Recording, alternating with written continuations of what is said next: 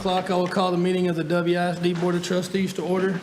Please let the record show that 6 trustees are in attendance. Mr. Schofield will be joining us at a later time. This meeting has been duly called, and this notice of the meeting has been duly posted for time and manner required by law. First item on our agenda will be our closed session. So at this time, the board will convene in a closed session according to section 551.001 et sec of the Texas Government Code. It is now 5 p.m.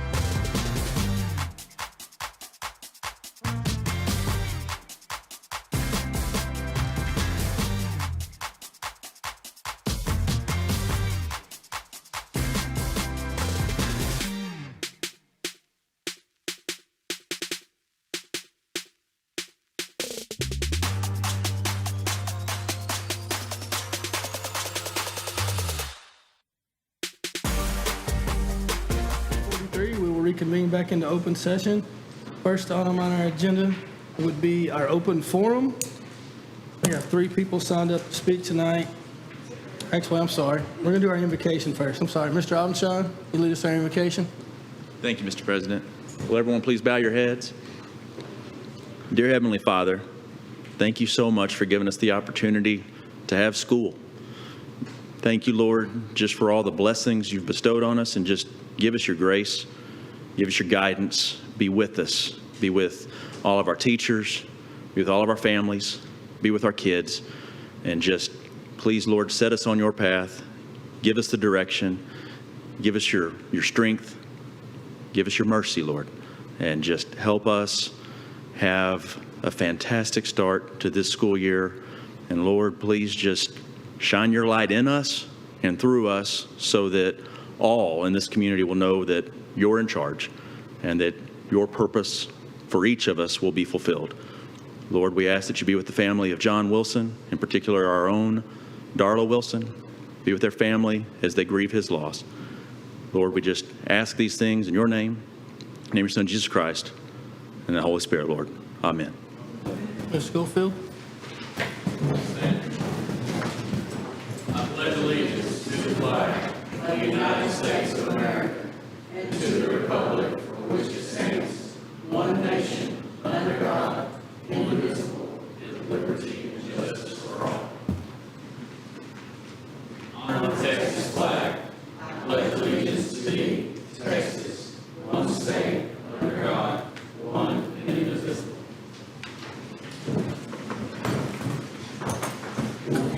Now we have our open forum. We have 3 people signed up to speak tonight.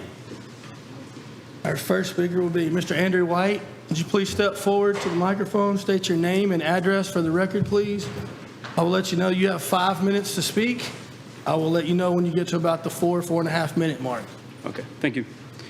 Good evening, board members, board president, superintendent Dr. Kane, and guests. My name is Andrew White, and I reside at 1109 Panorama, Waxahachie. I was 19 years old when I first heard of this town.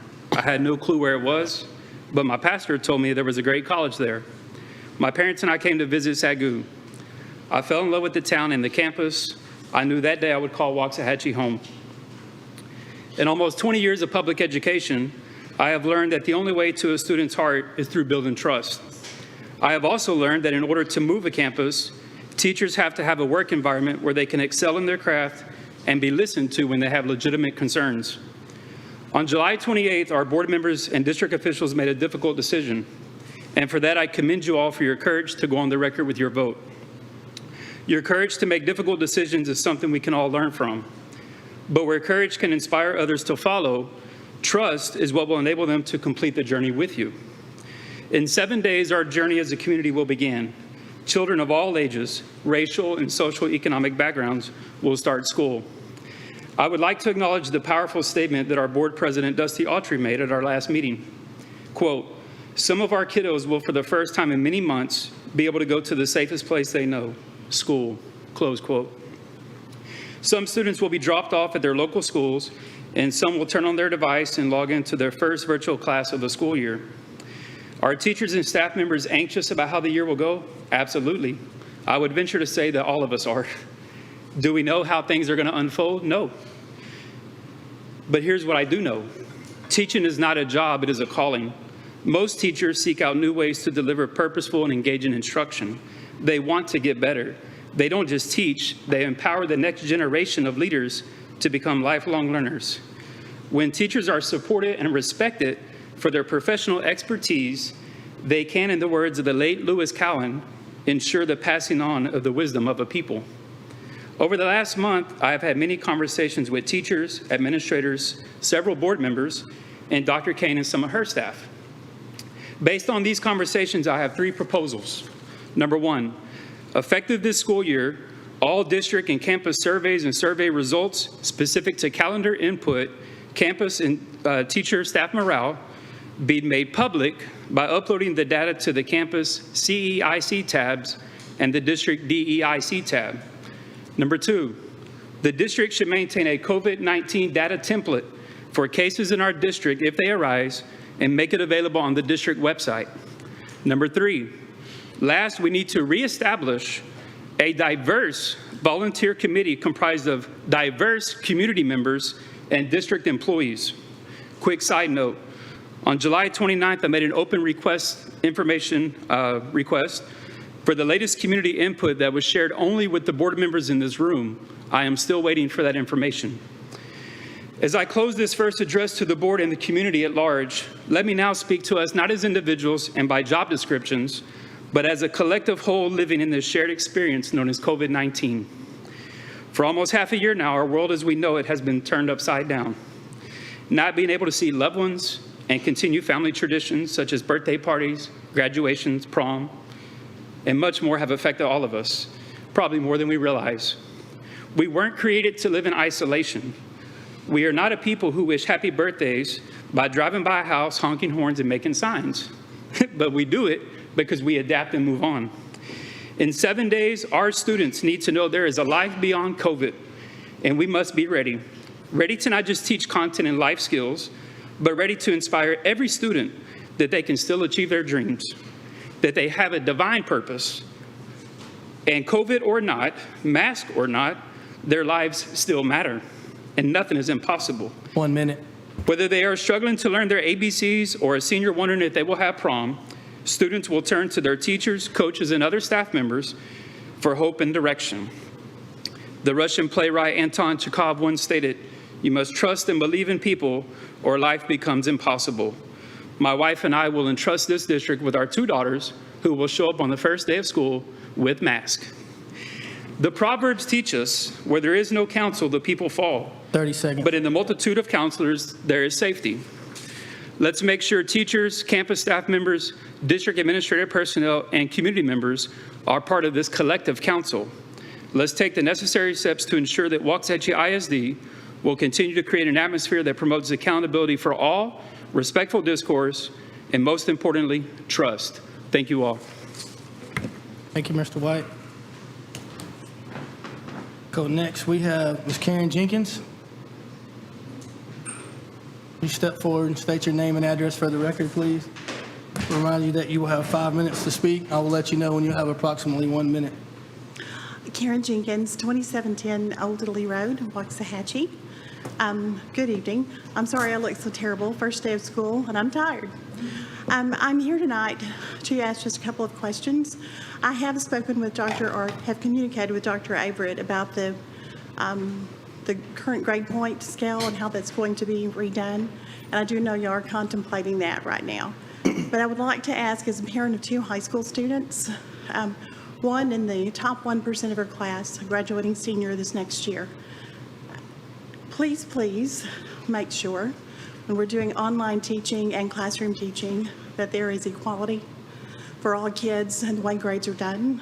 My biggest concern as a student who will not qualify for anything financial, who is going to college on merit only, who has worked very hard to get her GPA, I would like to know that when she takes an exam in class, it will be as secure, or let me flip that when students are taking exams online, their skills, etc., will reflect that hopefully they were as honest as the kids are having to be in the classroom. And I will say, while I was waiting here, on my Facebook popped up. I can learn to understand you. Students can actually, and it was really for homeschool parents, but it was just showing an app where students can scan in a question, it works the problem, and it explains the answer. So as a teacher and a parent, I'm concerned about what are we going to do for students who are testing at home, who are also in the top of their class. Will it make their grades higher than others? And I know we would like to think that it's always fair, but again, as a mother of 2 high school students, I do know that sometimes, depending on which teacher you have, students may have an extra credit opportunity or an opportunity to redo a grade. Please let's make sure that it's consistent throughout. And I will say, COVID did give me an opportunity to peruse my children's transcripts. In doing so, I noted that the second 9 weeks, my freshman student only had 2 exam grades in one of his classes that was used in GPA. According to board policy, they should have 3. I continued to look at his grades and classes, And I noticed that for the first 9 weeks grading period, he had one exam and one class, which meant that one exam counted 60%. Though the final grade didn't affect my child, I couldn't help but wonder, was there a child who didn't get to participate in an extracurricular activity because of that 60% exam? So, on behalf of all students and all parents, I would like to say, please, please do what we can to make these things consistent. I looked back at my senior's junior transcript, and I noticed I think maybe one was run in June and one was run in July. She had the same grades, same number of classes, 2 different GPAs.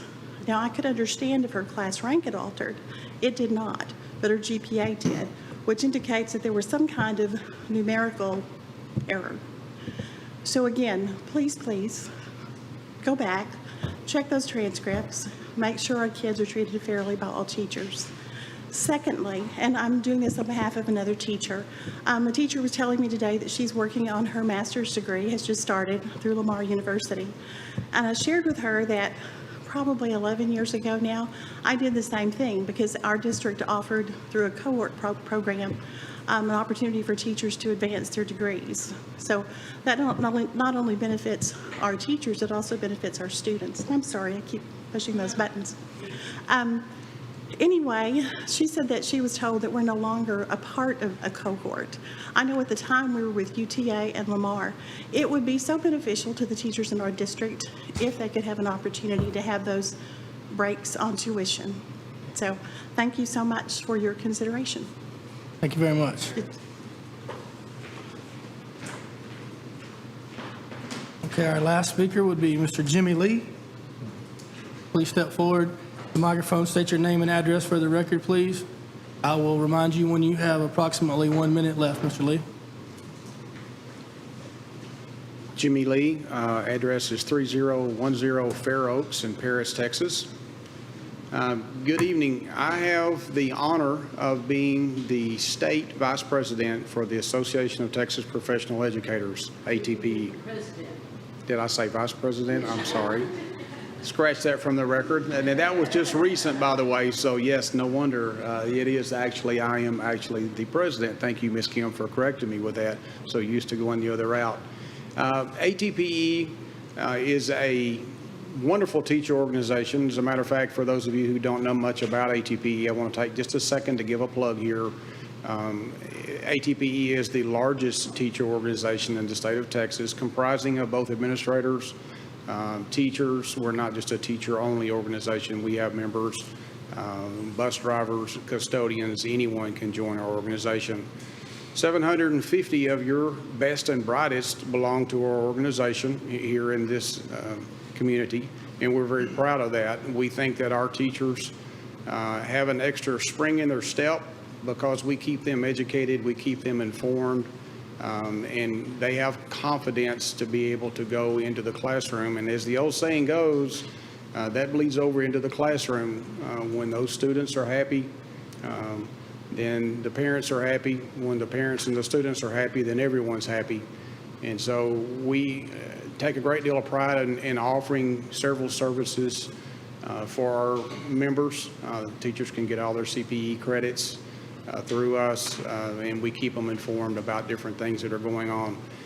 I won't belabor a point. I just simply wanted to come to you and, number one, tell you we want you to know how much we appreciate you. Dr. Kane, we know these last few weeks, AKA few months, and board members as well. I'm fortunate to be married to a superintendent. I know the path that you're taking. I know the questions that you're being asked, and I know the decisions that you're making. I want to reach out to you as the president of this organization to let you know that we are here for you. If there's anything that we can do as an organization to assist, we are very interested in doing anything we can, especially as someone said, we're going through a storm. I was talking to someone the other day and they corrected and said, no, this isn't a storm, this is a hurricane. And so it's going to be a little while before we come out on the other side, but we are going to come out on the other side. And we want to be an intricate part and be a partner to the school districts throughout the state. And if there's anything that we can do to assist in any way, we want you to reach out. But we want to thank you personally and publicly for everything that you've done up to this point, and I hope that you have a wonderful school year. Thank you very much. Thank you, sir. Okay, next item on our agenda would be our Human Resources Report. James?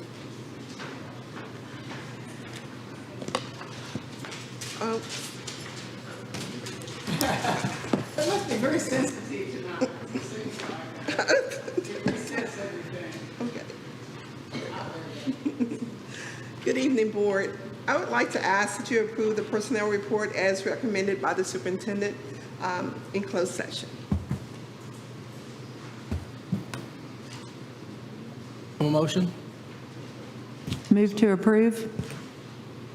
Motion by Mr. Starnader, seconded by Mr. Schofield. Is there any other discussion? All in favor say aye. All opposed say nay. Motion carries 7-0. Okay, now we got the stipend schedule. Yes. Board, I would like to ask that you approve the 2020-21 stipend schedule as recommended by the superintendent presented in closed session. Motion by Mr. Schofield, Second. second by Mr. McCutcheon. Is there any other discussion?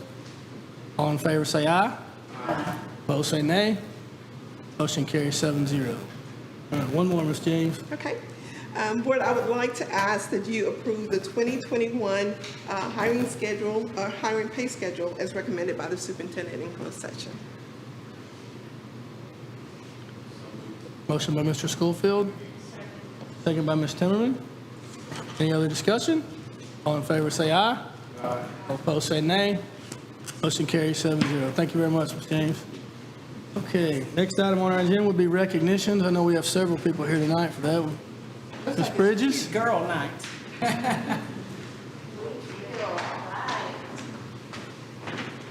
So Board, our first group that we are going to recognize this evening, and guys, I will ask you to just stand where you are because of the way our room is set up tonight, but we are going to recognize the Northside Elementary Student Council.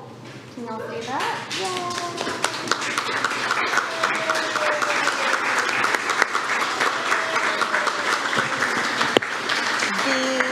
The Northside Student Council was recognized by the Texas Elementary Principals and Supervisors Association, or TEPSA, with its prestigious Student Leadership Award.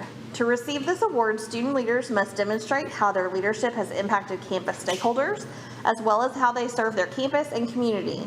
Only 63 Student Leadership Awards were given across the state of Texas this year, and Northside was one of them.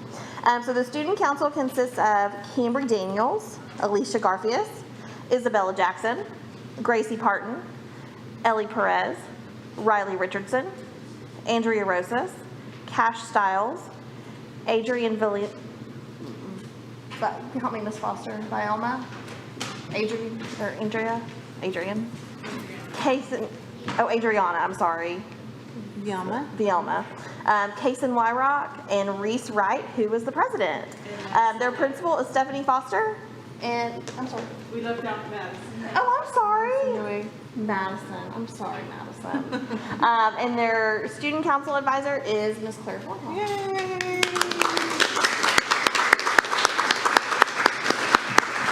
And guys, we have a pin for each of you, so if all of y'all can come up. And thank y'all so much for waiting tonight, and you are welcome to stay or you may leave.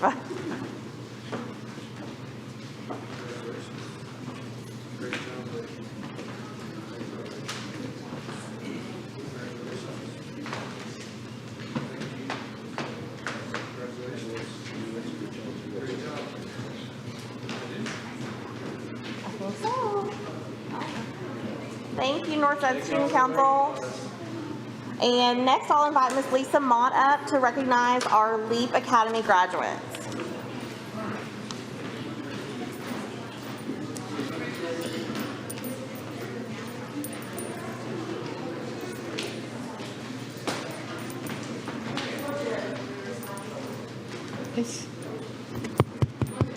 Okay.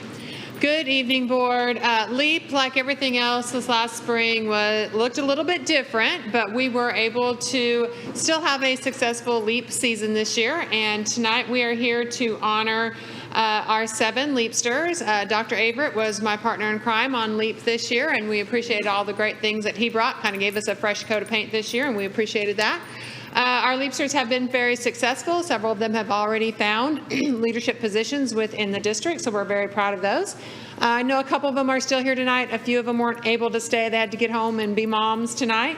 But if you're here, we'll have them go ahead and come up and accept their it's a little desk piece for recognition. So Mandy Allen.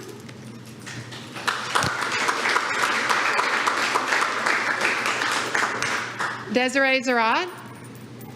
I think she might have had to leave, go be mom. Ginger Alleman. She left too. We had a couple moms. Crystal Cortez. I know I saw her. Erica Brown.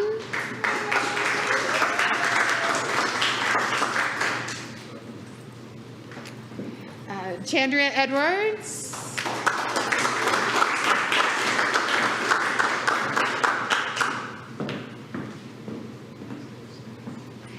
And Haley Tucker.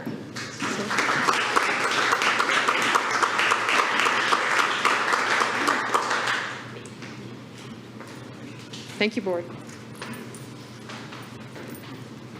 Okay, under item 7, reports, project manager report, Mr. Craig. Mr. Craig is a very happy man because Yes, I am, and because of that, we're going to have a little celebration look back tonight. You know, in spite of a lot of rain in the winter, the wettest winter on record, if I'm not mistaken, lack of power in a couple of situations, pneumonia at one time, Dr. Kane, and COVID-19. So what I've come up with is these slides. This is 270 seconds. What it took 14 months to do.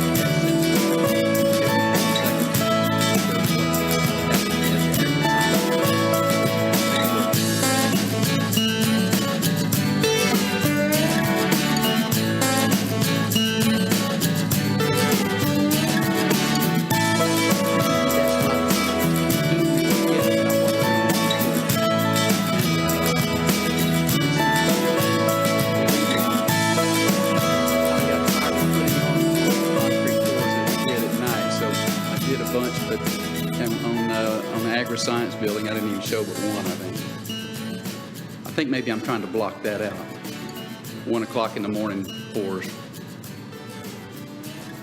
But if you just look at it, and it's amazing. There's our flags.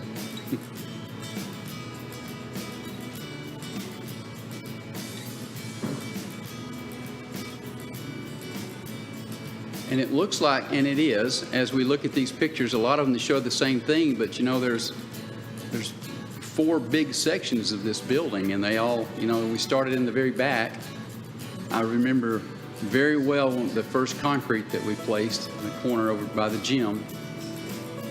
And now, I was looking at it this morning, and I showed this morning at Simpson for all the folks out there. Signing the beam.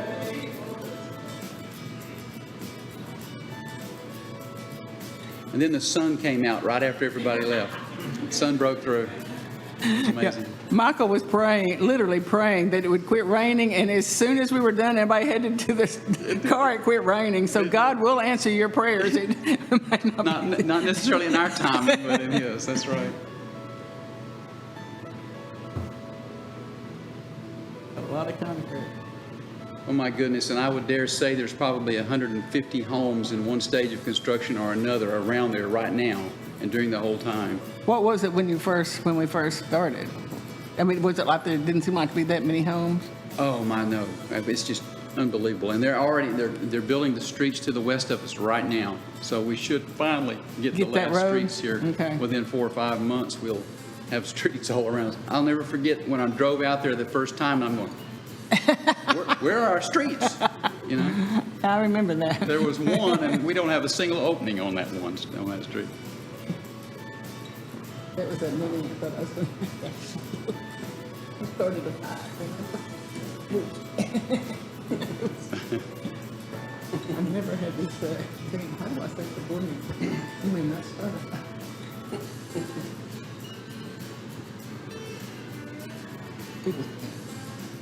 It wasn't being. It was. There's the beam up there.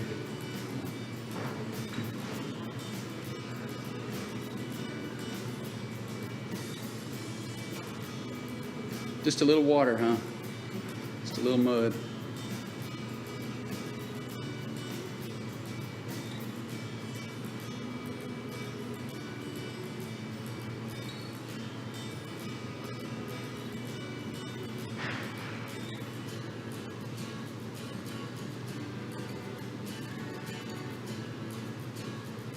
I really believe our brickwork will win the Golden Trowel Award this year.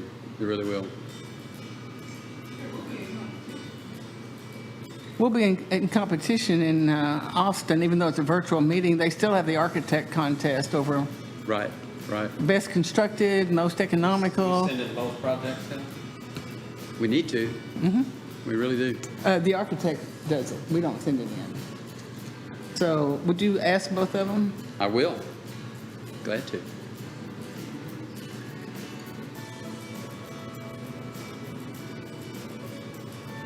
It's amazing me how much that building has changed just in the last month.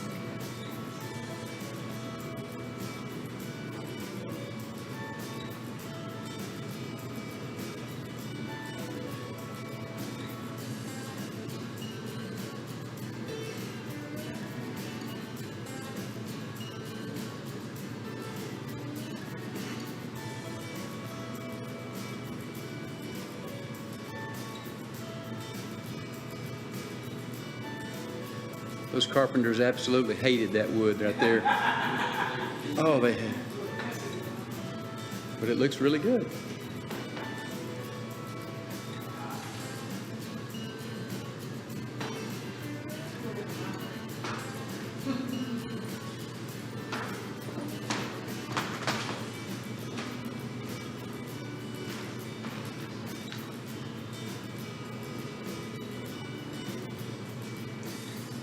I want to go back and take pictures after the kids get there and add to this. Yeah. All right, now, you can go ahead and go to the next one, Stephen. Thank you.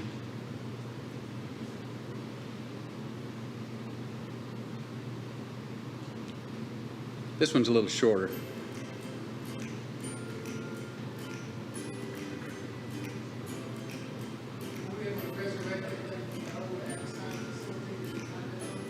I think I found it, yes. Right where you said it was.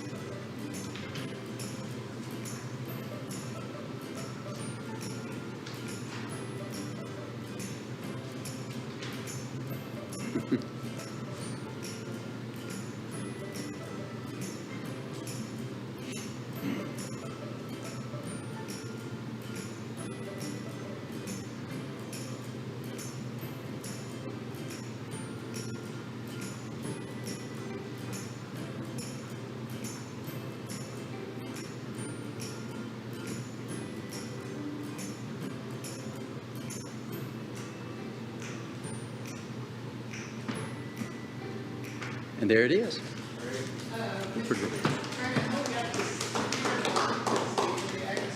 Mm-hmm. We think in the next week we get the animals moved over there. We will have pictures. We can do pictures. Yes, we can. Any questions or comments for Mr. Craig? Thank you, sir, very much. Thank you. Not only for the facilities, but you've always kept us informed. You've always kept us informed, and the pictures help, and great work. Thank you. Thank you. You were very much the shepherd for both projects. Okay, next item will be first review of TASB Update 115. Mr. Aubuchon? Thank you, Mr. President. And in your board materials is the annotated version of the policies that TASB has recommended through Update 115 be amended or changed or even withdrawn. And those two policies that are recommended for withdrawal or removal, ultimately because the matters are sufficiently addressed within the legal policies or because they could be better addressed, more sufficiently addressed within administrative policies. But what you have tonight is just for your first review. These policies have been sent to all of the respective leaders of the various departments, like Dr. Averett, Mrs. Mott, and Dr. Holt, for everything related to the items in the E-Series that relate to curriculum instruction and leadership of our campuses. Monica James in regard to all the issues within the D-Series relating to employees, and our C-Series, Ryan Calden on business, and then Dr. Kane and I have looked at the A-Series, B-Series related to board governance, and then the F-Series is our public. G-Series students, F-Series students, G-Series public. But what you have tonight is just for your first review. So if you have any questions, I can answer them now or during the month. Please just send me questions. You're certainly free to send questions to the rest of the cabinet regarding specific issues, but we will get you answers should you have any questions. But again, the leaders of the respective departments have had the opportunity to look at the proposed changes.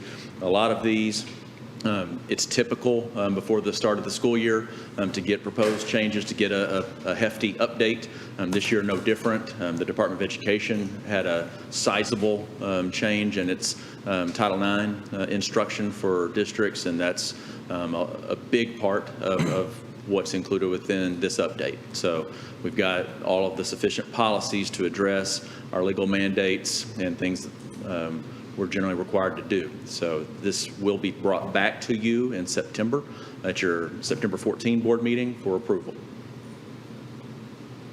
Any questions for Mr. Aubuchon?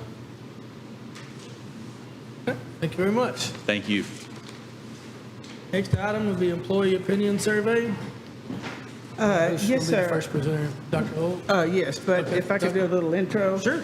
We got our employee survey actually right before COVID hit, and we were analyzing the data, and TASB, because last year was our baseline year, or year before was our baseline year. Last year, the 1920 school year, was our second year. So some of of course, we never look at the ones that go up. You always look at the ones that go down because you always want to improve. So I called TASB and said, if one goes down 1 or 2, at what point do we start addressing? And she said to skip those with less than a 4-point loss. So I made a list of all the ones that have a 4-point loss. And like one went from 92 to 87, one went from 93 to 87, and different areas.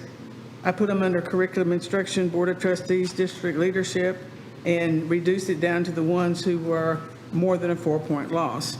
So there will be 4 areas that will be presented, and we will begin with curriculum instruction of how is C&I going to currently address survey concerns. Well, curriculum instruction takes our leadership responsibilities very seriously. So upon looking at this, we saw this as an opportunity to re-envision where we are and to provide increased supports. This year, we are unique in that we have 21 new, either staff new to position or just new positions. And so we have made many changes in programs and processes, and we are going to be led by 3 guiding terms, and that is going to be to serve, to inspire, and to empower staff. And we actually took each of these 11 survey items and we turned them into our goals under those 3 guiding terms. So under service, we are going to be servant leaders. And by that, some of the things that we're going to address were some of the concerns, such as to increase communications. And so we are building platforms to increase communications and more avenues, whether that be by Zoom, which there's one place that virtual got us, that we are enjoying our cadres of Zooming with teachers and the ability to interact with them. Also to build academies for teachers and cadres for teachers. One of the things that they wanted us to address was timely representation of our staff or services. So we're looking at the time constraints and to have the conviction to make sure that we are providing timely services. The next word is to inspire. Teachers wanted to have coaching. They wanted to be able to collaborate with one another and possibly observe. So we actually hired, with the support of the board, 6 instructional coaches at the elementary grade levels, and are very excited about the new positions and the possibilities that will be extended through those services. We also have hired bilingual coordinators. We have new GT coordinators. So we've just really expanded our department in those areas. The next thing under inspiring is that they wanted some cadres to work together. So we were building cadres where they can work together as departments, either vertical or horizontal alignments with the curriculum. And the last, but certainly not the least, of the guiding terms is empowerment. So they wanted more access to our forms and accessibility to some of the platforms that we have. And so we put everything bold and online. They wanted more significant professional development. So we created a district professional learning committee that exists of 60 members of staff across the district, representing each and every campus, and also central office people, and they came up with 14 strands of critical areas that teachers wanted to address, that they were the liaisons between the staff that brought those back to our cabinet. So now we are building using charters, which help us develop how we put those professional learnings together. And we are also putting those online and have purchased another program called Bridge that will embed everything into, and when they take their trainings, they'll actually be able to get CPE credit. That will help us to track and recognize teachers in some of the academies that we're going to present. So we saw this as a unique opportunity. We have made a lot of changes. We will continue to make those changes as we get feedback from staff.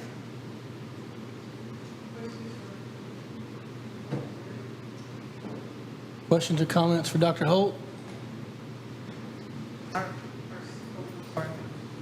Excellent job. And thank you, Dr. Holt. We appreciate it. I have a great department. Thank you for your support. Thank you. Ms. James? Okay, Human Resources has policy forms, information, ease of access to HR policies, forms, and information. And Human Resources policies are actually located on the Board of Trustees webpage. There's also access to the employee handbook on the employee portal. The department currently posts on our webpage, the HR webpage, who to contact for whatever it is that you need. And so we identified the people that can directly help in the HR realm of things, all of our employees. We also have periodically updates on some of the information. We post our handbooks, employee handbook and our substitute handbooks, and information about background checks, information about certification, and healthcare information, which is a robust area of pulling information for benefits information. We also have the STEP portal, where you have forms and et cetera although we have identified some forms that did need to be updated, and we're working on those. But for the most part, those forms are located there. And HR has moved to a digital format with almost everything we do now.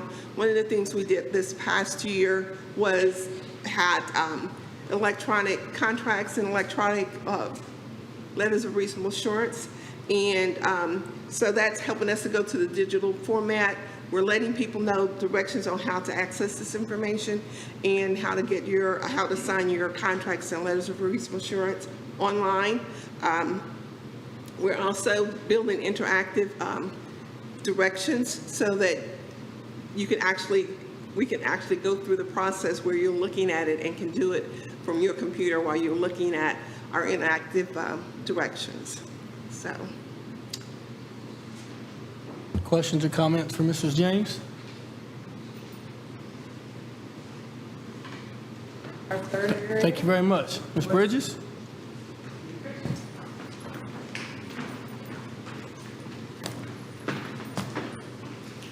Hi, Board. What was striking, I'm going to push this up. What was striking when we looked at the communications areas of the employee opinion survey is that they all lined up with the areas that we needed to improve upon in our communication audit. So we have already put some things into place that will hopefully really help with our staff members feeling as if we are communicating more effectively. One area that was low was I understand how my efforts contribute to the district's goals. We plan to, when we are highlighting staff success stories, to tie in how those successes are helping us achieve the goals that the board has set for us. We also plan to put quarterly updates in our district employee newsletter regarding the achievement of our district improvement plan goals. Staff members did not feel that policies and procedures affecting their work were clearly communicated. We will be providing principals and department leaders with specific information on policies and procedures to share with their staff members. We'll be providing the same information in our monthly employee newsletter. And anything that is urgent that staff needs to know right away that can't wait for the newsletter, we will be sending it out via an all users email. The final thing on my list is the district recognizes employee accomplishments. I think that the employee newsletter, since we started it in February, has really helped us do that on a large scale throughout the district. So we will continue to highlight those folks in our employee newsletter. But we are also really emphasizing with our principals that we want to know the awesome things their staff members are doing. So we will be asking principals at their principal meetings to share things with the public relations office that are happening on their campus so that we can continue to highlight those people. Finally, board, you will begin in the coming months seeing employees of the month recognized at board meetings. We are implementing a robust employee of the month program throughout the district to ensure that the great things that are happening are being recognized and that the board gets to see that. Any questions or comments for Mrs. Bridges? Thank you, Okay, Board. thank you very much. And the last area of focus was district leadership, which is kind of broad-based, and a lot of the things were kind of involved in the other departments, but specific things that we pulled out.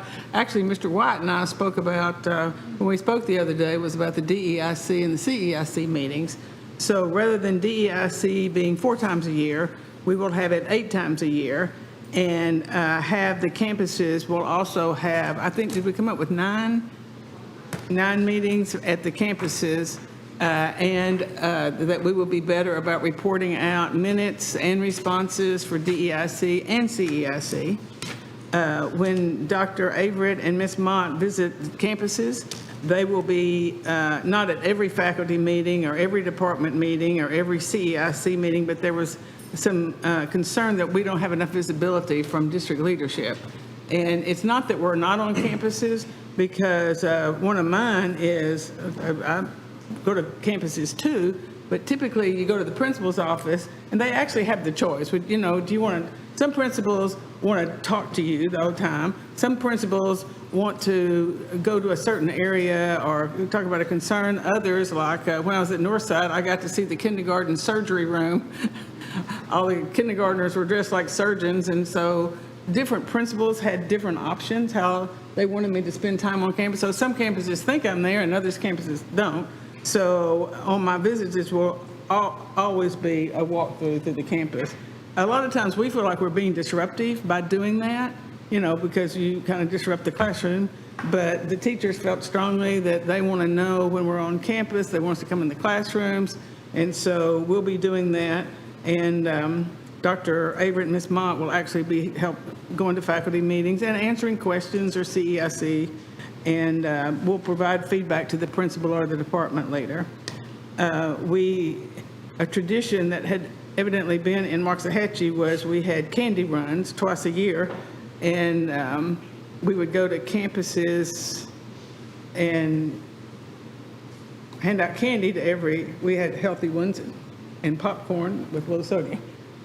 And so we're going to go back to that. Again, we felt like we were interrupting instruction because sometimes teachers were teaching and knock. But that was a big deal, so we're going to go back to that. And like Ms. Bridges said, we're going to be doing more emails, more staff. Maybe, I think now that we found out how skilled David Moore is, we will probably be doing more videos. Again, more recognition at board meetings. And we're not saying literally employee of the month because it may be super employee, and the other one may be employee of the month, and the other one may be superstar. We're going to let them use their own title because we don't want them changing anything. Whatever they recognize and think is important is what we're going to call it. So, and for departments, not just campuses. So those are some things that we're going to do for district level leadership. Questions or comments for Dr. Kane? All right. If you want to go on those candy runs, let me know. Okay, next item will be the 2015 bond issue audit. Mr. Calden, you've been quiet tonight. Good evening, Board. On page 125 and 126 of your packet is the report from our bond issue engagement. As a general recap, back in the 2018-2019 school year, we had switched financial auditors from one that we'd had for a while, and it was requested by the board that we have a review of all the bond engagement or bond expenditures from the 2015 bond issue, the $125 million issue for the high school and some renovations at Finley and Turner and over at Coleman. And so there were 5 things that we had asked for the auditor to look at. They looked at all disbursements, $2,500 and more, and they had no exceptions when they reviewed the copies of the disbursement information that we had with the checks that were cut. They also reviewed every transaction of $2,500 more to make sure they had appropriate supporting documentation and approval. They reviewed every disbursement to make sure that we had coded it correctly as with regards to what project and according to the Financial Accounting Systems Resource Guide put out by TEA. They also compared every disbursement to the bank records and agreed every bank record to checks issued. And then they also reviewed our summary report of every expenditure by project to ensure that the information that we had been given during that period to the Bond Oversight Committee and to the board and to the general public was accurate. And within all 5 of those procedures, they had no exceptions that were noted as part of their testing. As a general, just kind of understanding of where we were, that was about 1,600 disbursements that were issued with the 2015 bond program. The average disbursement amount was about $80,500. And so for them to be testing every disbursement, $2,500 and more, and not come up with any exceptions is pretty awesome, and we're pretty excited. So with that, any questions? Questions or comments for Mr. Calden on the audit for the bond? Thank you very much, sir. Thank you, Board. Okay. Mr. President, just in case you wonder why Mr. Aubuchon kind of stops in the middle of a story, actually, the story started last time when Ms. Chris Chris came to the meeting, and she started with that the Attorney General made an opinion. Well, we had a request from a board member. How did it even get to the Attorney General? So because we've already talked about from the Attorney General on, I asked Mr. Abenshine just to catch us up on, because I think it was a very good question, how did it get to the Attorney General's office?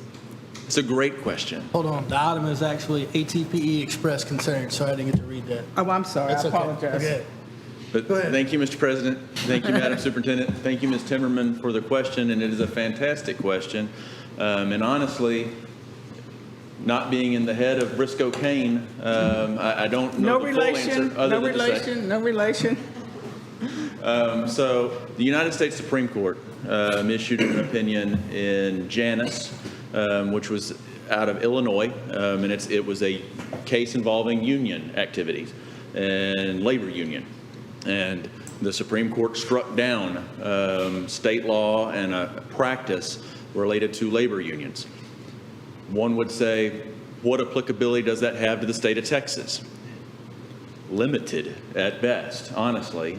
We are a right-to-work state. So state lawyers, Texas lawyers, didn't immediately read that opinion and say that changes a ton of practices in the state of Texas because we have professional organizations, but we don't have trade unions, except maybe in the ship channel, Houston ship channel, on the coast, where you have some large plants, large corporations that have multi-state, international offices, branches, entities that then have collective bargaining agreements with labor.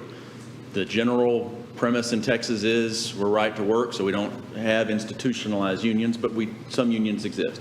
Briscoe Kane is the state rep who made the request to the Attorney General and said in the request, should pieces of Janus apply in this state?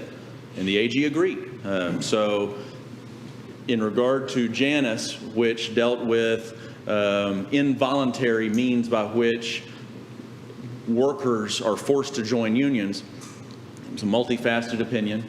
It is an anti-union opinion. The Attorney General acknowledged many state laws that allow local governmental entities to make withdrawals based on affirmative consent, but then describe what that affirmative consent should look like, reading Janus. The education code provision that allows us, out of Chapter 22, that allows us, WISD, to take payroll deductions, the Attorney General addressed on page 2 of his opinion, but nevertheless said voluntary consent should not be determined by a one-time grant, but should be requested each year. And so that's where we are today. But the origin of how did we get here, Briscoe Kane, state rep, analyzed a United States Supreme Court case, Janus, asked the Attorney General for an opinion, and the Attorney General gave that opinion as guidance then to all local governmental entities of the state and all political subdivisions of the state. So any political subdivision of the state or local government in the state getting that guidance has now, from Ken Paxton, a roadmap to follow to live within that guidance. And so that's what we've been given. It was issued on May 31st. I believe I first saw it, read it a couple of days later. I believe it was June 2nd. Talked to Mr. Cald in the business office. Hey, this is new. This is something it looks applicable to us. Agreed. Absolutely, this is applicable to us. We've then started talking to our friends at ATPE, as referenced in my communications to you. I'm a member of ATPE, very appreciative of Mr. Lee's presence this evening, and couldn't agree with him more that ATPE is an incredibly valuable organization, and I value my membership in the organization. And so we want to work with ATPE, making sure that it doesn't lose any members, and in fact gains members with communications on campus to recruit members, because again, I absolutely agree with the premise that it is a valuable organization that does good for our educators. Mr. Calden, how long is the form the teachers have to fill out? Is it extensive? My understanding right now is that the application is provided by ATPE. I don't honestly know the length, but in reading what the Attorney General has out there, it wouldn't have to be very long at all. It could be single sentence with multiple signatures on So the it page. could say, Northside Elementary, please take ATP or any other dues out, and teachers could just sign it, and that would be enough. That would be okay with me as long as it's done annually, yes, ma'am. Okay. And I would completely concur with that. I will say because I am a member, I got the solicitation here at the administration building. Administration building is a campus of the district, much like all of our other campuses. Our campus rep is Ruby Valencia, and Ruby sent notifications, I believe, to all the administration building, but certainly to those of us that have been ATP members. And it was essentially a modified version of the original sign-up form. But as Mr. Calden said, it could be incredibly simple, where all the business office is looking for is that consent this year, and it will be good for a year. And what the AG has told us is year to year, we should obtain that consent before taking the withdrawal. But a one-time perpetual agreement is not evidence of consent. It's what the Attorney General's told us. Any questions from Mr. Calder and Mr. Alvenshaw? I don't have a question, but I do have a statement. First, I believe that this ruling, not Waxahachie, but that this ruling is a political ploy for the next legislative session. As we know, certain legislators have wanted to take away payroll deduction from teachers' organizations for the last few years. They want to take away administrator association dues. They also want to take away technology and any of the in-house organizations, that normally the district pays for. As a matter of fact, one of their targets is TASB, the Texas Association of School Board. They're willing to take away the right for the district to pay for that. I think it's all a part of one ploy, and I think it's fairly well known that I am pretty political and that I understand these things. But why would they want to take away our voice? It's because we have a very strong voice. The teachers' organizations and all the other groups, TASB, the Secondary Principals Association, the Superintendents Association, and so forth, all have a very strong voice for public education. And I believe that that is why this has happened. The timing of WISD doing this, and by the way, several large districts across the state that also have lawyers did not do this. And I mean, I can give you a list, but like Austin, Dallas, Mesquite, and so forth. I've got a list. I asked for the top 10, but there's several that they did not decide to do away with rollover this year. The timing is terrible just because of everything that the teachers are having to go through, and they have enough on their plate. And now they're going to have to worry about being sure they get the form filled out, being sure they get the form to the right person when they have limited time on campus. Why do I personally feel this strongly about it? Twice during my 31-year career, I was targeted for different issues. And that's when I came to be such a strong advocate for teachers. Because of this, I believe everyone should belong to one of the teachers' organizations, whether or not it's ATPE or whether or not it's another organization. I do implore you to be a member of something to protect your professional rights. And this is something that I've said for years, whether or not, like I said, you belong to ATPE or you want to join another organization, but please protect yourself. Thank you. Mr. President, I would like to concur with Ms. Kriegel in that we always encourage our teachers, and principals encourage our teachers. We have many good organizations, and Ms. Kriegel said it is very important that teachers join a teacher professional organization. Mr. Alvenshaw, could I ask for a little clarification here from you and Mr. Cullen?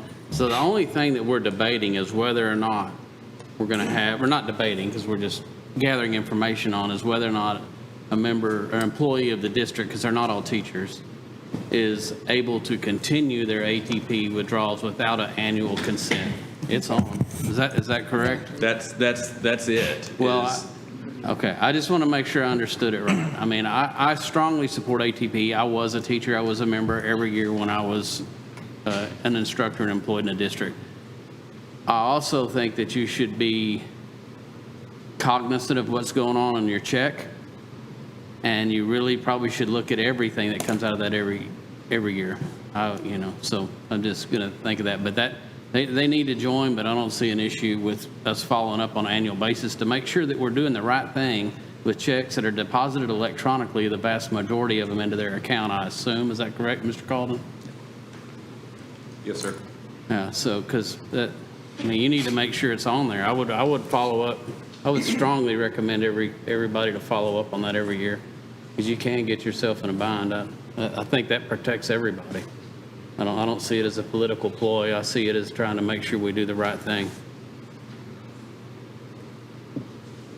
Any other questions, comments? Mr. Calden, Mr. Aubuchon? Thank you guys very much. Thank you. Okay, item F, our grading guidelines. This is a duo.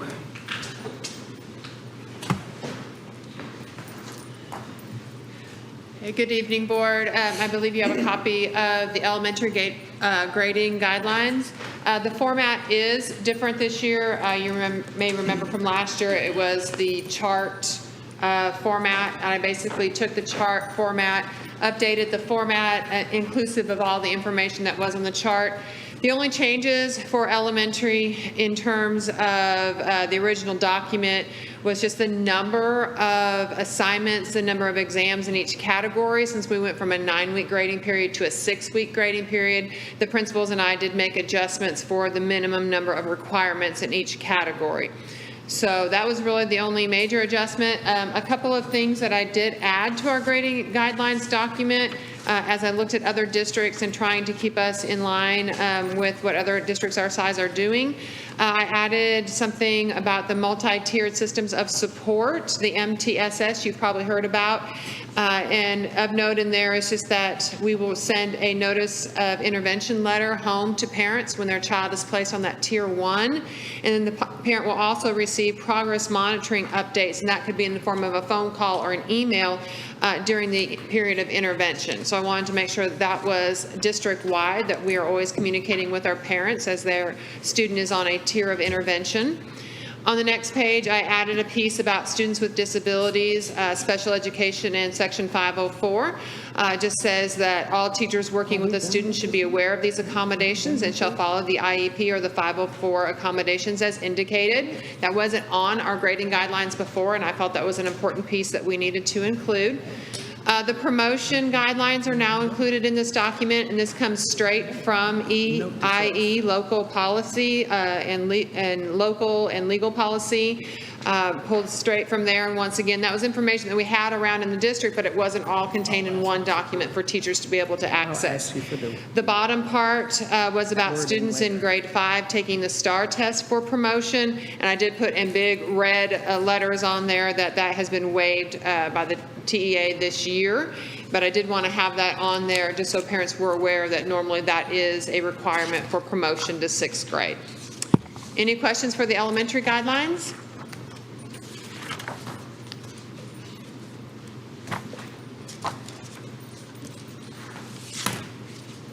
Questions for Mrs. Mont? Okay, Dr. Avery?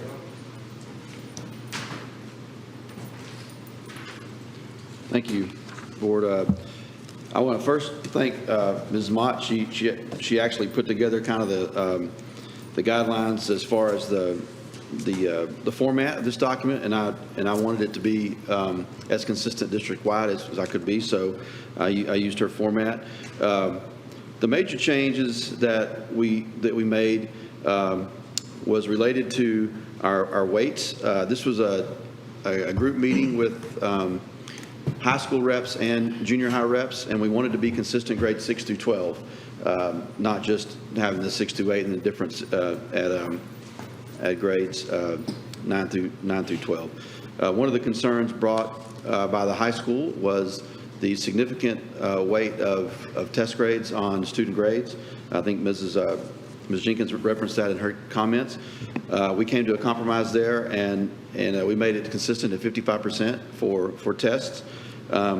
We set the minimum test grades, and when I say test, I want to make sure that I'm clear on that. A test is not just a test. A test can be any type of a major grade that a teacher assigns, a summative test, a major project, a major lab grade, an essay that they have them write that could be used as an assessment. We have 3 per 6 weeks is what we did there. It just did not change. It was 3 per 9 weeks, but we did make that change for 6 weeks. So it's one every couple of weeks. Quizzes and classwork, that percentage is 30% of their grade. Minimum of 5 per 6 weeks. Minimum of 3 at the 3-week reporting time in the middle. And then independent practice homework. We made some shifts as far as what defines that independent practice or homework. Again, that was after a long discussion with all the secondary principals, and that's a 15% weight. And again, the minimum of 5. We settled on 5 and 5 for each grading period.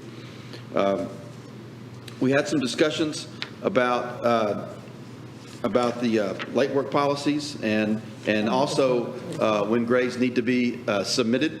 One of the most frustrating things that a parent can do, especially a parent that is actively engaged in their child's education and they monitor their child's grades, is when they know that their child has turned in homework or turned in an assignment and they don't have a grade posted.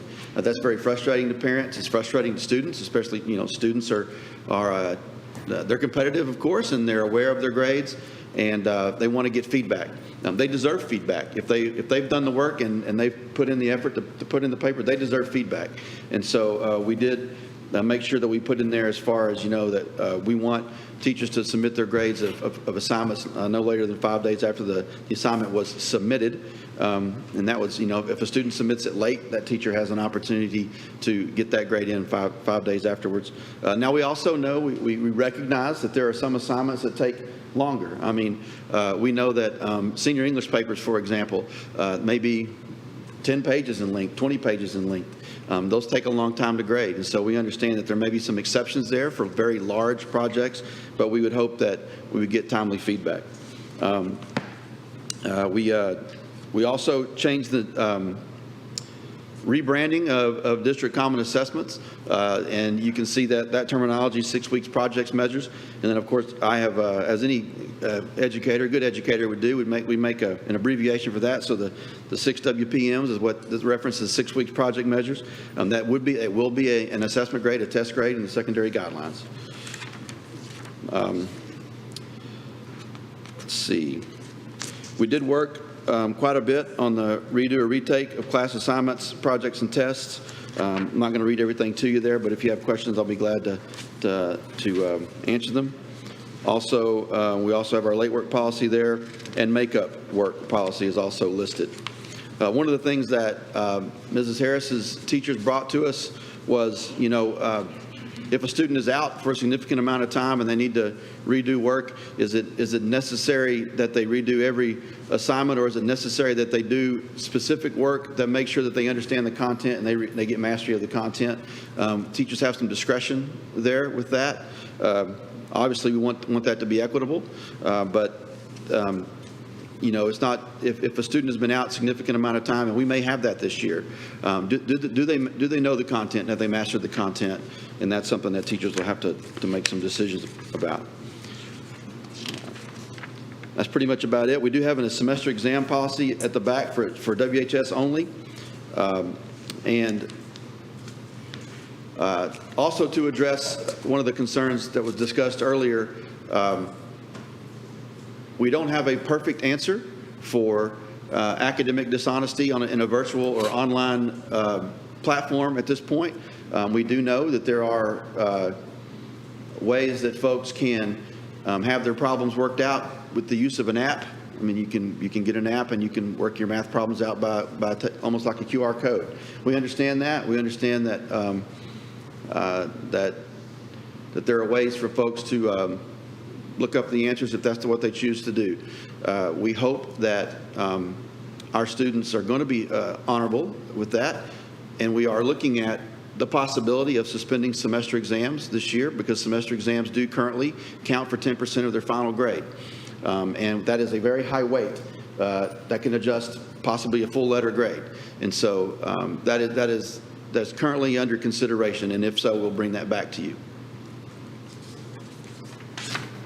Dr. Abbott, Yes, ma'am. along those lines, are we looking, I know there are programs that are available, especially with our AP and our higher level students. Are there programs available that would monitor? I'm sorry. Oh, okay. I'm sorry. I'll take my mask off.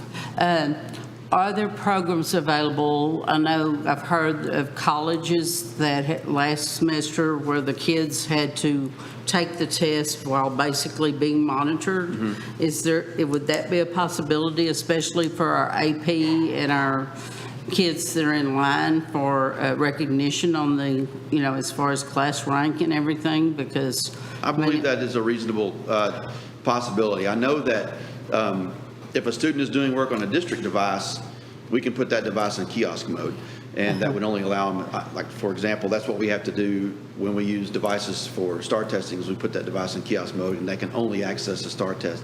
There's a possibility we could do that. That's going to be a conversation I'll need to have with Mr. O'Daniel and his team. As far as, having a student, I know there are ways to have people turn on the webcam so they can watch the person. That's a little tricky when you start talking about young people. And so I would have to get the advice of our counsel there if we're going to consider that as a means of proctoring the exam. But I do believe there's some ways we can do it, but we're going to have to figure that out. And we have a short amount of time to do it. Right, and I totally understand with everything that y'all are doing and having to go over that it hasn't been addressed yet, but I would hate for someone that is working online to have an advantage over the students who are in face. Me too. Yeah, that would be pretty bad. Yep. Also, as a former teacher at the high school, this minimum 3 tests per 6 weeks, that really seems like a lot to me. By the time you have students, my students usually had to retake the test, and so it's like you would constantly be having kids every week would be taking a test, retaking a test, but then they've got their quiz they've taken and they're having to retake that, and really three per 6 weeks just really seems like a lot to me, and I wonder how the high school teachers feel about that. Well, I know that their high school principal who was engaged in the conversations with them was the person that I was at the table with. I would say that what would concern me as much as number one, I want to reemphasize that a test does not necessarily, a test grade or a major grade, which does not necessarily have to be a test, an exam. That major grade could be a number of different types of student work. Some of that work could be done in class, for example, an essay that the teacher assigns, a significant math assignment that is, takes a lot of thought and it's not just classwork or a homework grade. There's multiple ways to assess students. That doesn't have to be a sit-down, either multiple choice or essay or short answer exam. So another thing that led us to that is a personal concern of mine that with our high weight for exams, which is appropriate because if we want assessment to be important, which we do because we know we're graded that way, but also when you have only 2 of those, then if you perform significantly less than you want to do on one test, you're going to be in really bad shape. And so having more than 2 opportunities, having 3 opportunities for that major grade category, I think personally helps a student have an opportunity to boost that grade if, per se, they do poorly on one of the other ones. So that's why we wanted to have 3. And I concur on that as far as giving the students more chances. It's just with, like I said, a lot of the students I taught, it was a process. And also when I was senior advocate, that I was watching, and they were doing you have to make up that test. You have to do the study for that test. And it just seems like a lot when last year we were at 9 weeks with 3 assessments for 9 weeks, and then this year we're 3 assessments for 6 weeks. So that really seems like a lot to me, but that's just my opinion. I think the final area that was expressed specifically at the high school was, their failure rate was higher than they wanted it to be. It was significantly higher than they desired it to be, and they're hoping to give students more and more opportunities to bring their grades up for each grading period. If we could step back a bit, I believe C&I is already investigating a protocol to address one of Ms. Kriegel's concerns. Dr. Holt? Right, you were talking about. I'll phone a friend for you. How's that? He was discussing a protocol for online assessment, and so some of the things that he's mentioned, the regional directors had the same concern, that online testing or anything like that it would be some inequity. And so they are looking at things like the CAMs or the teachers taking the test when the teacher is actually doing synchronous time, so that the teacher can actually see what's going on, taking the camera, showing the room. The other thing we can do is through ClassLink, it can be set on a scheduled time. And so if a student is gone away, they can't go and look up something because you're sitting there looking at them. Or even if they walked off to go do something, we can set it on a minute that they're away or something like that. So there are ways that different districts are working, and we're all trying to copy each other, to be honest, to see if we can't come up with a clean protocol. And we are already starting to put that in the plan. So we'll have that before you, and we're going to talk about it a little bit this week with teachers as well. Yeah, well, thank you very much. I appreciate that knowledge.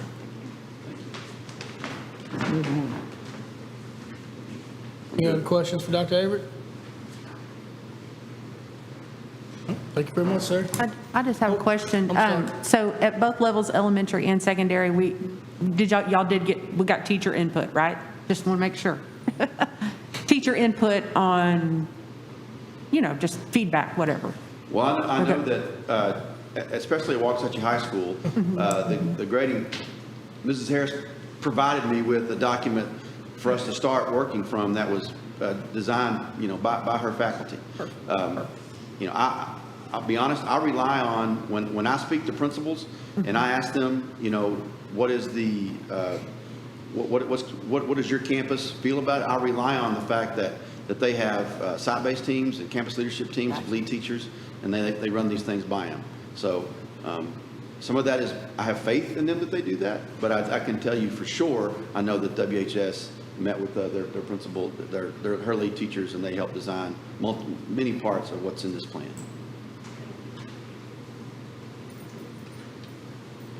Anyone else? Thank you guys very much. Okay. Item G, COVID-19 updates, and this was you, Dr. Kane. Yes, sir. One of the sad things about starting the year, if you've ever been on a staff or a teacher, it was the Convocation, where you came back to school, you met with your friend, even though you might have met with them over the summer, but it was so exciting to see who's new, who's coming back, and it's just an exciting day. Because a lot of times you used to be on this campus, you used to be on the same campus, and then you're on different campuses, so that may be so the only thing we could do, because there was such little time for the first week, that we decided to do a virtual convocation. David?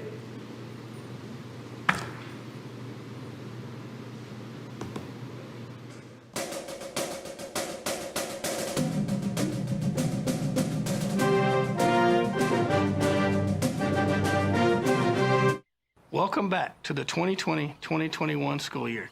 On behalf of the Board of Trustees, I want you to know how much we appreciate everything you do for our students and district. This year will look different than any other, but we know you are very well equipped to handle any challenges that may be presented. We want to thank you for your constant professionalism and dedication to our students and district. And at this time, I would like to introduce Dr. Bonnie Kane, our superintendent. To our returning Waxahachie ISD family members, we are so happy to have you back. And to our almost 200 new family members, we welcome you. You will soon learn exactly what a great school district you've joined. We have an exciting, though very challenging school year ahead of us. Whether teachers have been in education only a few years or for 40 years, few have experienced the beginning of a school year without a convocation gathering filled with anticipation for the upcoming school year. Hearing various motivational speakers, knowing the pleasure of reuniting with colleagues not seen since school let out in May, and being able to greet new staff to the various teams. Who would have ever imagined there would be a convocation video rather than a convocation itself? The decision was made to not hold a convocation event this year in order to provide more time on campuses for teachers to prepare for the new school year. While it was the right choice instructionally, we lose by not being together on this traditional day. What unexpected, significant changes there have been since we innocently left at the end of the first week in March, thinking we would return to our same workplace, to the same classroom, to the same students, and to the same general routine after spring break. Could we have been more wrong?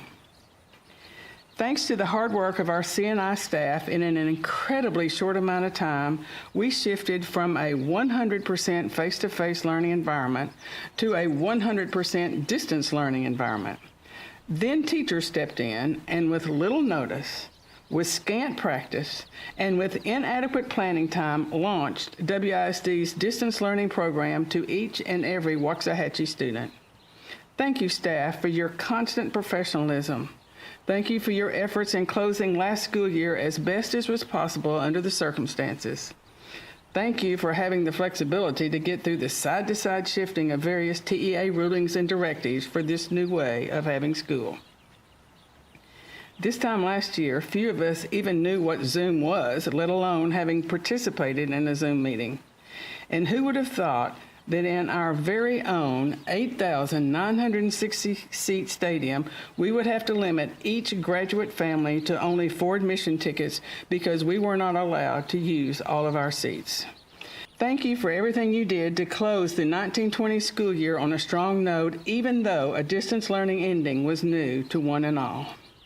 During that time, WISD served more than 70,000 meals to students, checked out more than 2,500 devices to students, taught 9,500 students from your homes for 42 days, held socially distanced graduation ceremonies for more than 600 seniors, completed 2 new district facilities on time, Max Simpson Elementary and the new Agri-Science building at WHS. We held virtual tryouts for everything from color guard to musical theater. We expect the 2021 school year will hold additional changes and challenges, but rest assured you will be supported by campus leadership and central administration every step of the way. I know you will do great things this year. Thank you for your continued resilience and commitment. I truly cannot express how much each and every member of the Waxahachie ISD family is valued and appreciated. I know you have lots of questions about the various new process and procedures for the upcoming school year, and we will answer those questions. We will begin with our very own district nurse coordinator, Nurse Melissa Bousquet. The campus nurses have been working really hard to ensure that the very best health and safety practices are in place for the return to school. PPE, or personal protective equipment, has been delivered to each campus clinic and will be distributed as needed. The nurses have been working hard to find resources to help you in the classroom, such as hand washing videos for students. If you have any questions at all about how to wear your PPE, please let your campus nurse know. But for right now, I'm going to demonstrate a couple of items for you. First, we have face masks. We have the reusable face mask and the disposable face mask. Both are compliant. When you wear your face mask, it's important to remember that the outside is considered dirty or contaminated. You make sure that it is in place securely and that your nose and your mouth are completely covered. There are a couple of no-nos when wearing face masks. This is a no-no. This is a no-no. This is a no-no. And above all, your face mask will not protect you if it's in your pocket. Next, we're going to talk about face shields. They may be worn alone or in conjunction with a face mask. The safest practice is to wear it with a face mask, but it's okay if you cannot. You just put it over your head and make sure your eyes, nose, and mouth are completely covered. All right. Last of all, we're going to talk about gloves. When you put on your gloves, make sure there's no tears in them anywhere, because if there's a hole, they won't work. So you put your gloves on, complete whatever activity you need to complete, and then when it comes time to take them off, there's something very important to remember. The outside is considered dirty or contaminated. Make sure you take them off properly. Tint them up on one hand, shimmy it forward, and then take them off wrong side out. The inside is considered clean. The other thing, when you take off the other glove, just slide your finger underneath it, do the same thing, and take it off inside out. It's also important to remember to wash or sanitize your hands before and after wearing gloves. I'm Melissa Bousquet, the District Nurse Coordinator. Stay safe and healthy. The support services team has been working all summer to refine our cleaning and sanitizing processes for all our district facilities. We are cleaning with hospital-grade disinfectants that kill 99% of all viruses and bacteria. Each classroom, as well as other areas throughout our facilities, will be equipped with at least one spray bottle with disinfectant, as well as a generous supply of paper towels. The disinfectant we're providing you with will kill up to 99% of all viruses and bacteria. To use it, you simply spray a light mist, wait 15 seconds, and then wipe with paper towels. We recommend you asking your students to help in the process by having them use the paper towels to wipe down the surfaces you have sprayed. Your campus custodians and our whole team are committed to ensuring safe, clean facilities for the entire district. If you ever need anything, please don't hesitate to call. Curriculum Instruction is excited to be offering multiple professional learning experiences this week. The trainings will also help design a more robust online learning experience for students and families that have chose the online learning experience. We are confident that teachers will continue to provide top-notch quality instruction to students, whether in person or online. Human Resources is here to assist you in answering any questions you have in regards to COVID or any other personnel matters. We welcome you back and want to ensure you have everything you need to be successful. Principals have been working hard this summer to ensure a smooth start to the school year. We appreciate all the great ideas principals have brought to address their campus needs. Please be sure and thank a principal for the care and thoughtful attention they have brought for teachers and staff members. Everyone who works for Waxahachie ISD is highly valued and an important member of our team. We hope you have a great year, and we're glad you're back. Welcome back. Welcome back. Welcome back. Welcome back. Welcome back. Welcome back. Welcome back. Welcome back. Welcome back. Welcome back. Welcome back. Welcome back. Welcome back. Welcome back. Welcome back. Welcome back. Welcome back.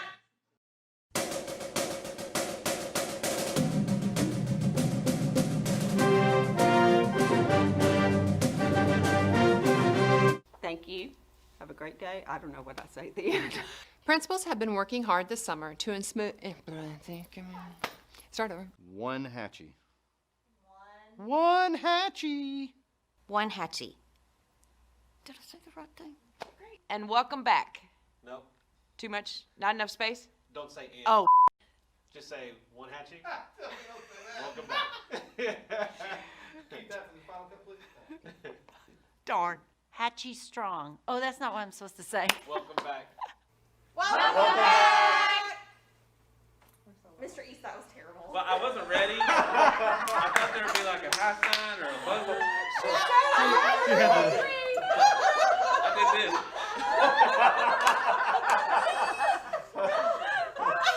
All of your hands went up, and then his went up about 5 seconds later. I'm sorry. That's a take. That's That's a blooper reel. Yeah. We're gonna do that one more time regular. What do you want me to do, this? What are y'all doing? Just wait. One more thumbs Y'all are all doing a wave. I don't want to draw. Well, then wave. Don't. Well, I just You're not being held up to pay. don't say anything. You can do a thumbs up. That's fine. I almost snorted. Well, I'm glad you have a mask on. Okay, whole back wrist. up on the It's knees. gotta be All right, are we ready? Are we Third time's charm. Are we waving or no? We're waving. We're waving. Rusty is gonna get it this time. I have faith. All right. 1, 2, 3. Welcome back. That was perfect.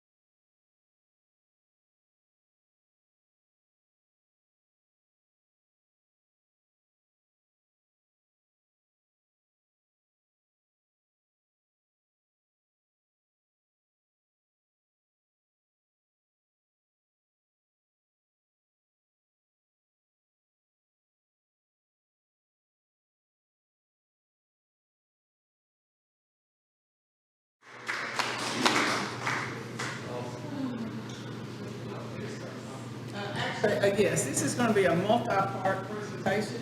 We will start with Mr. Robinson, who's going to talk about what has occurred with the COVID-19 authority they instituted.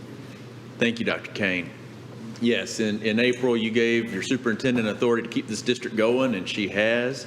The two major things that we've done since the last board meeting, and they're actually brought to you then as consent agenda items to ratify on E and on M, but we submitted our letter of intent to do asynchronous instruction. We believe the vast majority, overwhelming vast majority of districts will be electing to do the asynchronous instruction, and so you do a letter of intent. The other option was a affidavit to swear that you were going to do nothing but synchronous instruction.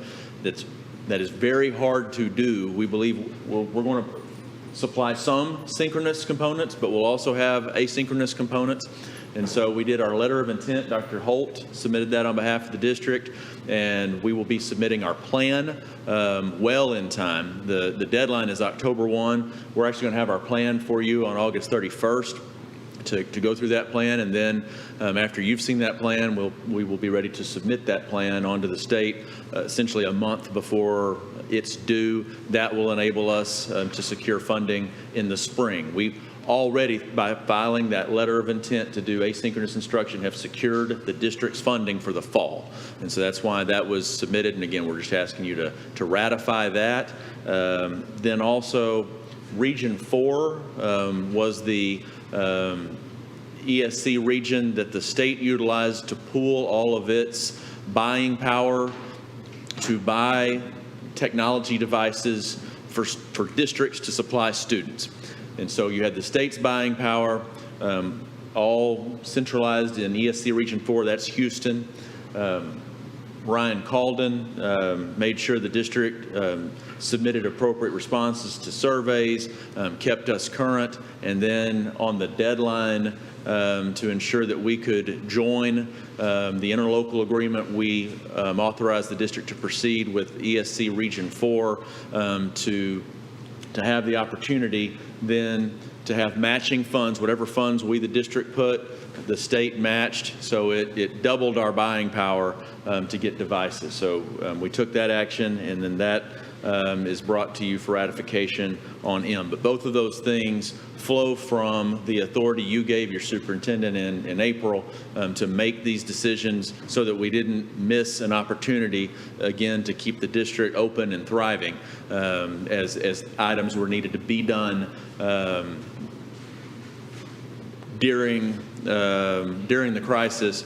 those actions have been taken, and they're before you tonight on your consent agenda. And I know Dr. Kane has more updates for things the district is doing in response to COVID. Well, it's a good thing we got that permission, because let me tell you, sometimes we had 3 days' notice, or it would be, it was kind of shocking. Mr. Calden, when was it that I called you on a Friday afternoon, and it was a vast amount of money, and if you didn't get it in by Monday morning, we were not eligible? Yes, ma'am. This original Operation Connectivity survey went out on Friday afternoon at about 4:30 or so, and it was due by 5 o'clock on that Monday. So we had a robust 9 hours to get together a plan, and then they followed that up with the interlocal agreement. We had about 24 hours in which to get that executed and returned to them, where we would be dropped out of the cooperative for that purchasing also. So the Operation Connectivity has had very short timelines and turnarounds.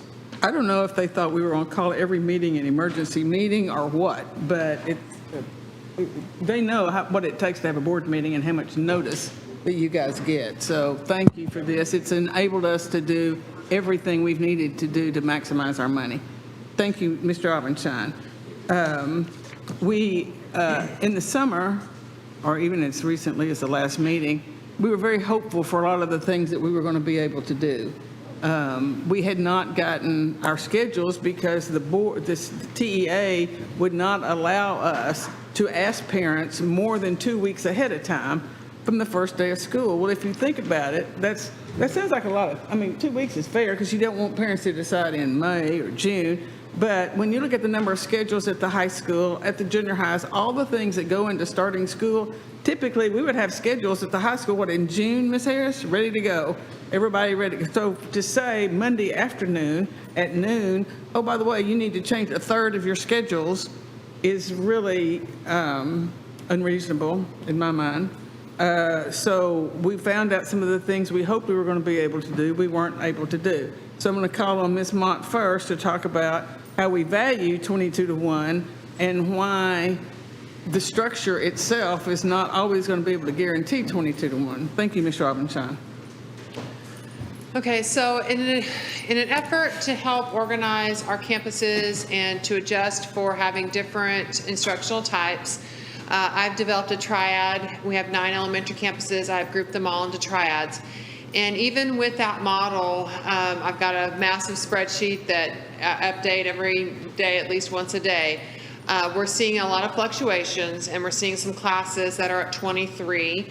And of course, those are not warm bodies in the classroom yet. On a normal year, we don't know what those enrollment numbers will be until kids walk in our classrooms.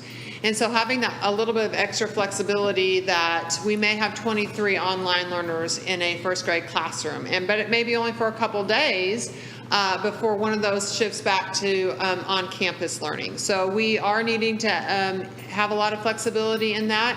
As we are planning, principals and I looked at our triad workbook today, trying to see what adjustments we're kind of thinking we might have to make moving forward.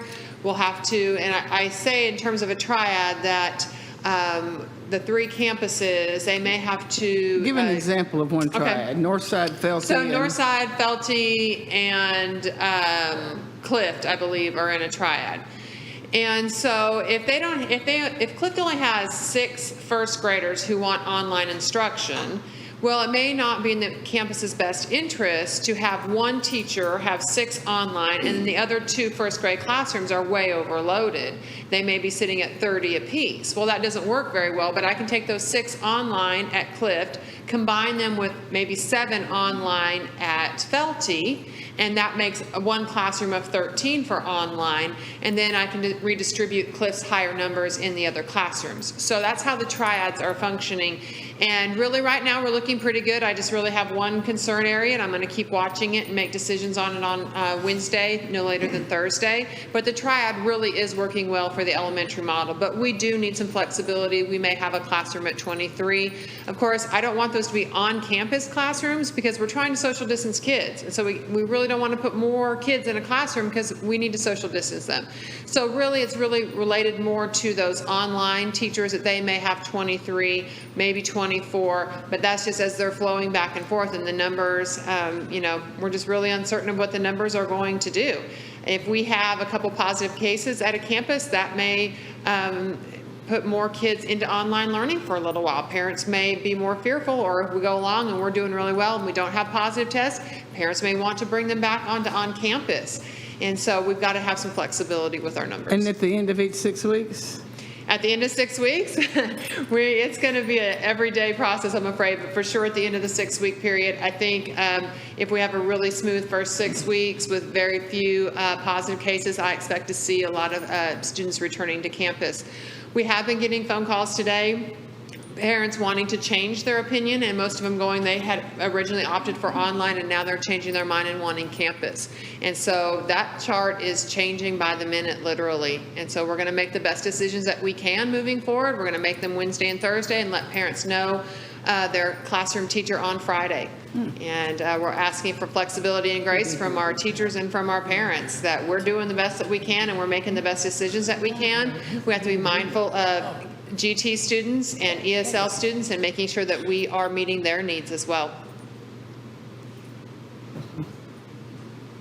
Questions for Mrs. Mott? I mean, I might have one. Yes. So you've got the triad set up. You have a student that's zoned for Northside, and they're in a Felty class. And then they decide they want to come back.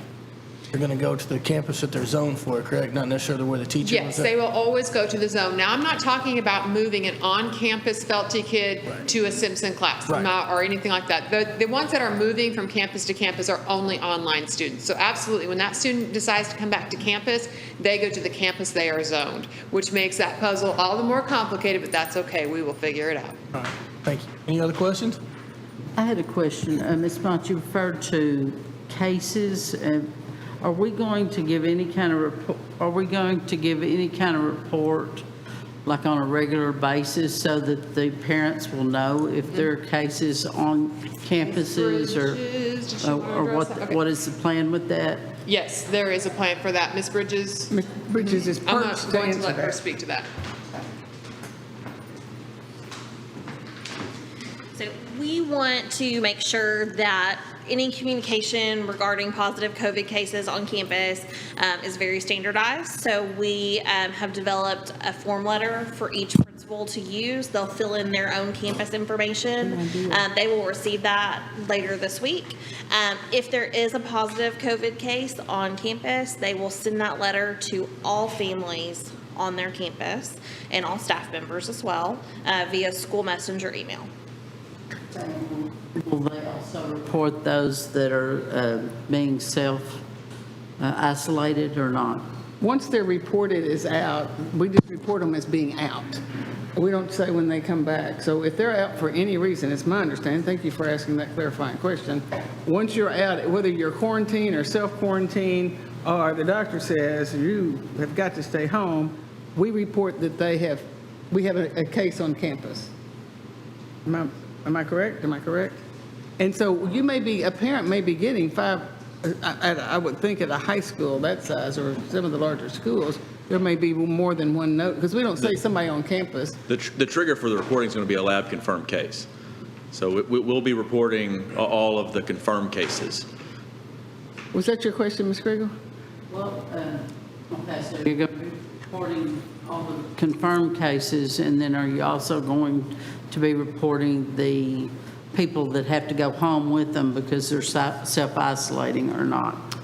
We will be reporting every time there's a lab confirmed case. We will not be reporting the total number to the campus, the total number of quarantine. We will be contract tracing the best we can, meaning that once we learn, let's say there's a third grader that is a confirmed test, confirmed case of COVID, we're going to be talking to that third grade teacher's classroom and see, who all was in the classroom. Was the kid, did that child sit within 6 feet of other kids for more than 15 minutes? Were the kids wearing masks in third grade?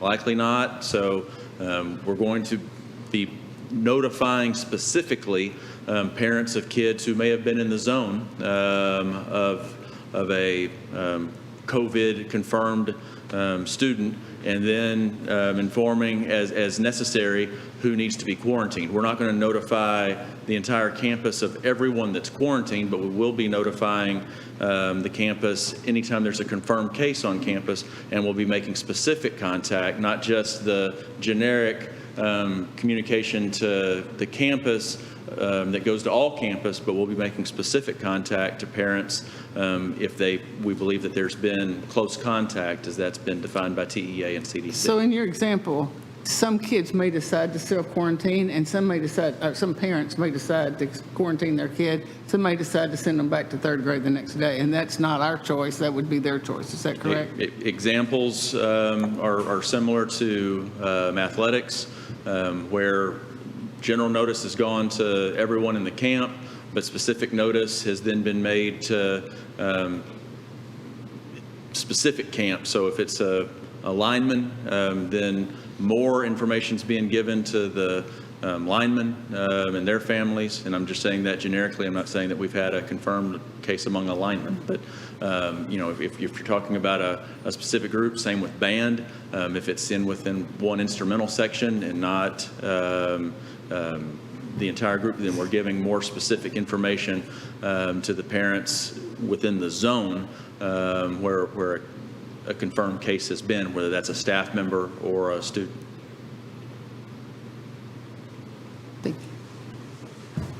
And will we be giving it like a count? I mean, you know what I'm saying, on a regular basis? I mean. No, we send them out every day. We will every day be sending to each campus, as Ms. Bridges said, each day there will be notice given by the campus principal if there is a confirmed case among staff or student. And if the board would like a number each day, I believe we can supply that to the board. That probably would be good just for us to keep up with that. So yeah, that's a good idea. We get from the county numbers, and actually it's Thomas Griffith, who leads emergency management for the city of Waxahachie.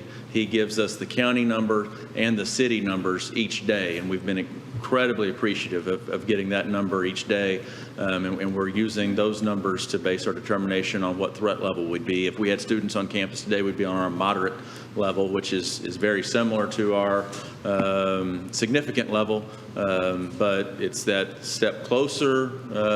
If we then wind up with 14 straight days of less than 25 kids in the county, I'm not kids, but 25 cases in the county, which right now I believe that number is around 40 in the county, but we would be at our moderate level today. Dr. Averitt, I believe that we also had a little bit more idealized vision, a more idealized vision of what we were going to be able to do at the secondary level than has proved to be the case. Yes, one of my favorite Dr. Kane-isms is good thought, bad idea. And so we had some good thoughts and probably some bad ideas about how we could try to manage students who chose online learning versus in-person learning and how we would schedule those. We had some long meetings with the junior high principal staff, and we developed some different scenarios. And then, as good principals do, they go back to the people that have to implement those scenarios and found out really quick that they were impossible to do, particularly when you look at having to reschedule hundreds of students in a very short amount of time. If we were to, let's say, create for a teacher an online period versus in-person periods. We looked at doing some kind of triad models like elementary's doing, and those also proved to be a mountain we couldn't climb as far as how we would schedule students into possibly one online teacher's class, and talking about hundreds maybe. And then we met again and called around other districts and, to try to see, how are you addressing the reality that, students are going to choose online versus in person, and that may be a fluid choice, that from grading period to grading period, or even possibly within a grading period, because we know the circumstances and families change sometimes, and they may need to have their student come to school when they for whatever reason, they chose not to have them. Our decision was that students would get their schedule and they would be assigned their teacher. And their teachers will have the challenge, and it will be a challenge to have both online learners and face-to-face learners in the same class, so to speak. As Mr. Aubenschein referenced, our plan is an asynchronous plan where it's not required that a student's not synchronous and have to be online for a specific amount of time in that one class. They can actually access that content. I think the curriculum department is doing a fantastic job this week about helping our teachers design and use the tools that we have. I know Dr. Holt's team is, I'll give a shout out to Ashley Sierra, was working late Sunday afternoon and sent out guidelines about Zoom, how to use Zoom for our folks. And so I believe it will work. I believe it will be different.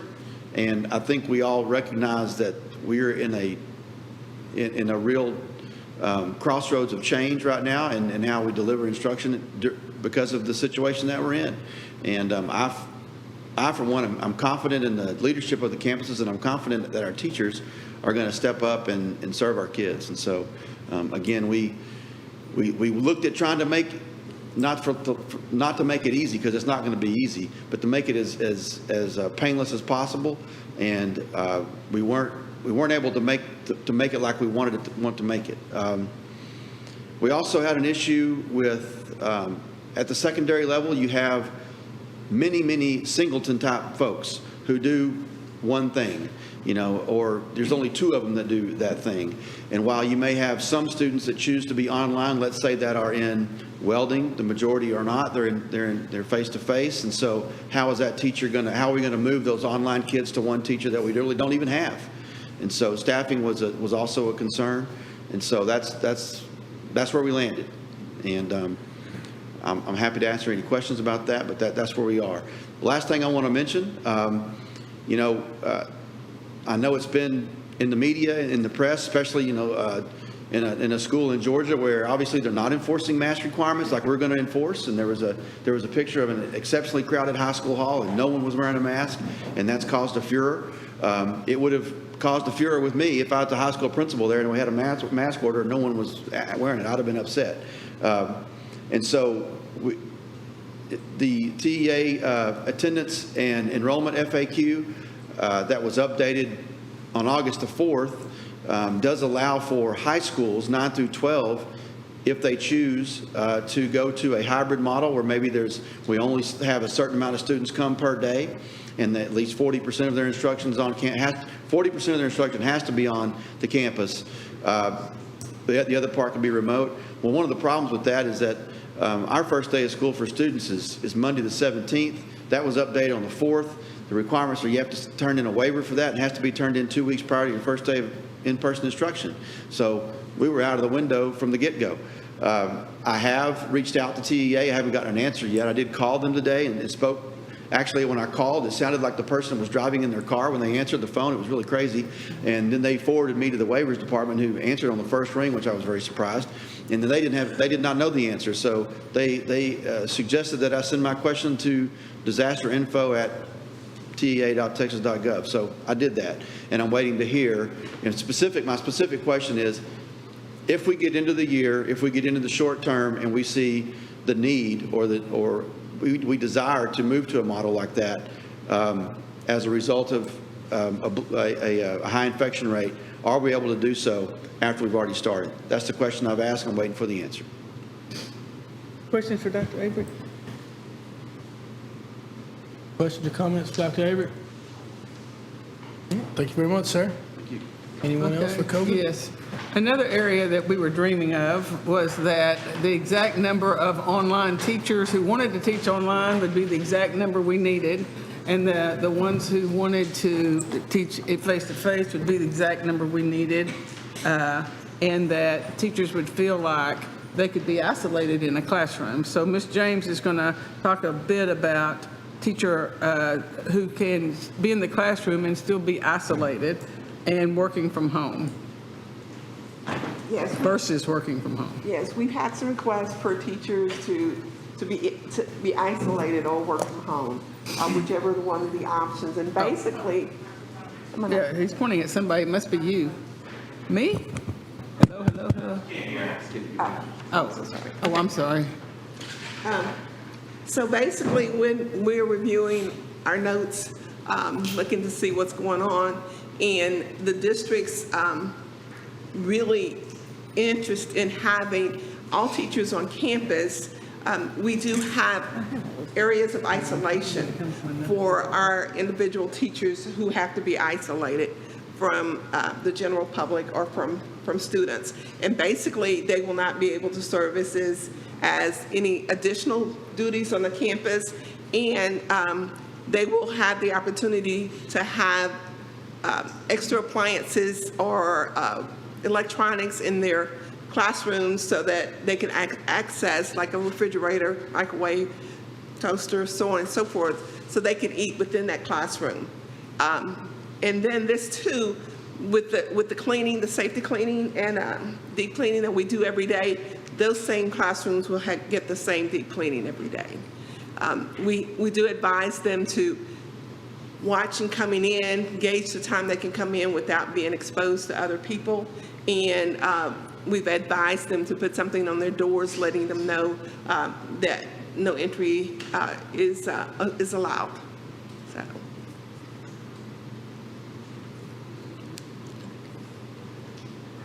Questions from Mr. James?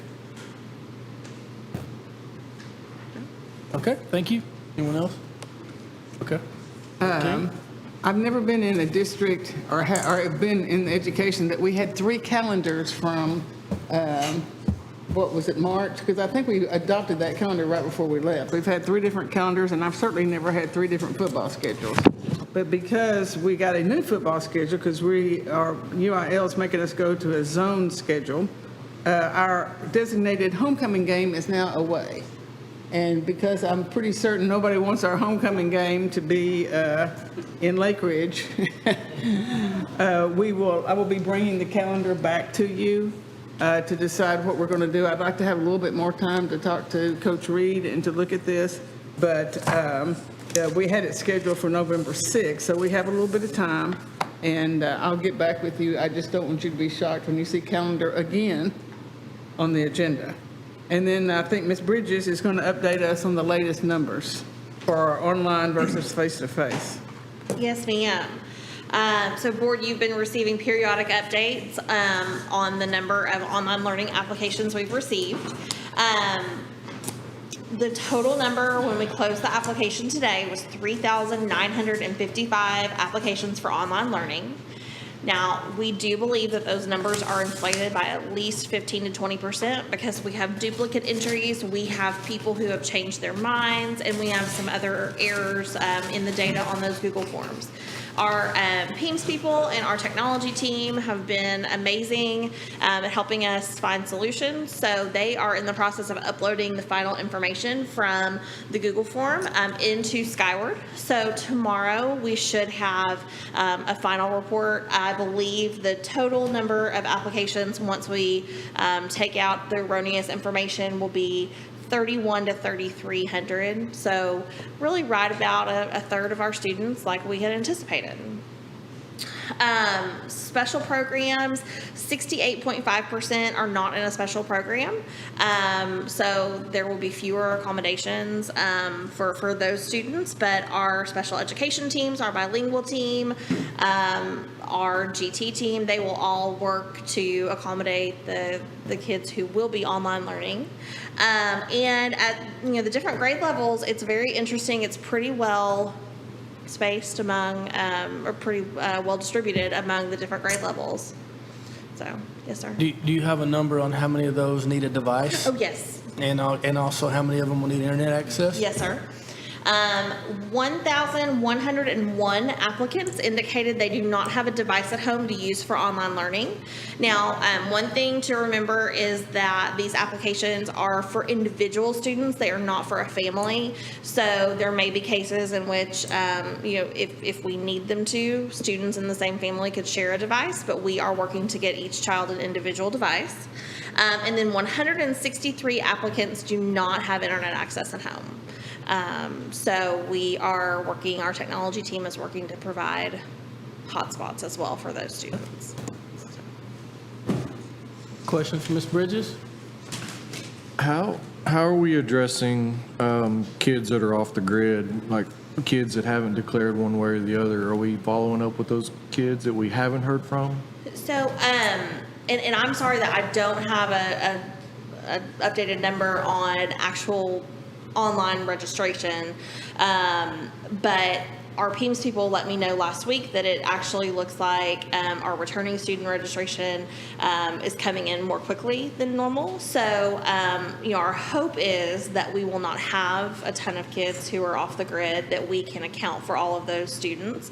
I know our campuses did an amazing job last year working to connect with all of their students to make sure they were safe and had what they needed. So I'm sure we will do the same this year. We send someone for them, Mr. Rogers. The counselor tries, the assistant principal tries. We had Mike Morgan, now we have Jacob Perry, but we don't just wonder where they are. Now, it may not be the first day of school that we're doing that, but we call them and we try to find them, because if they're in another school district, that's fine. Sometimes they don't send for records and sometimes they're just among the missing, but we will find them. And Lieutenant Oliver, and his team are fantastic about going and making home visits and checking out kids when we're not able to connect with them any other way. Okay. Anybody else? Thank you, Board. Thank you. The one, the only. Ask him what he was singing. Is that the last one COVID? Yeah. Okay. But ask Calvin what he was singing about on that video. I just have a question. Okay.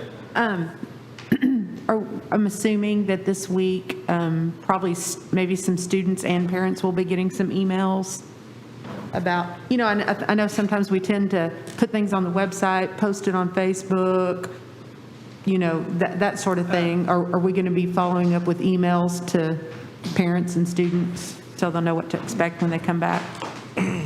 Yes, ma'am, absolutely. Campuses are sending out communication specifically to their students. But in addition, the district will be sending out an email to all district families on Friday.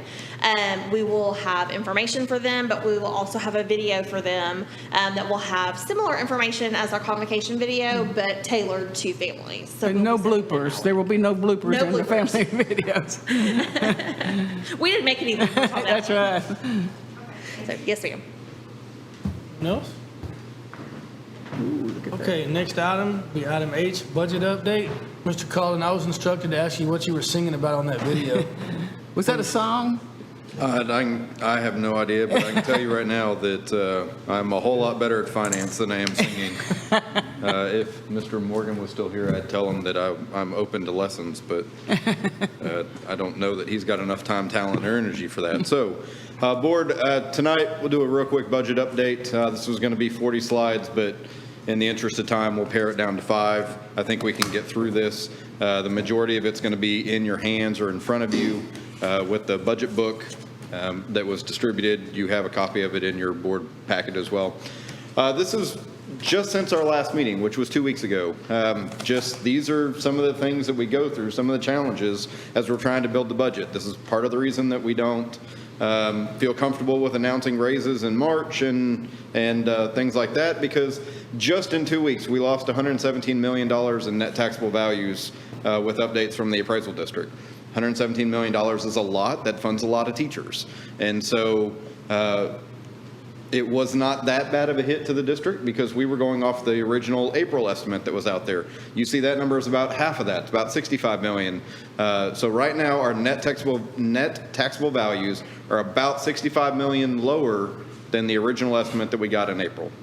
So this is part of that reason we were holding back 5%. You know, we were talking reduced state funding, but it also gave us a little bit of a safety net if, with the mass amount of protests that were filed over property values, we started seeing those numbers go down in the expected certified values from the appraisal district.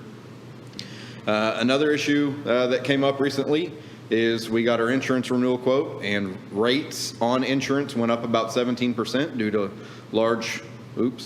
largely to hail and wind claims. But we also added 3 new buildings to that coverage, and they weren't, one was small, a new annex building here, that was relatively minor, but you're talking a $5 million agri-science facility and a $20 million elementary school. So our total premium is not up $1 million, it's up to almost $1 million a year.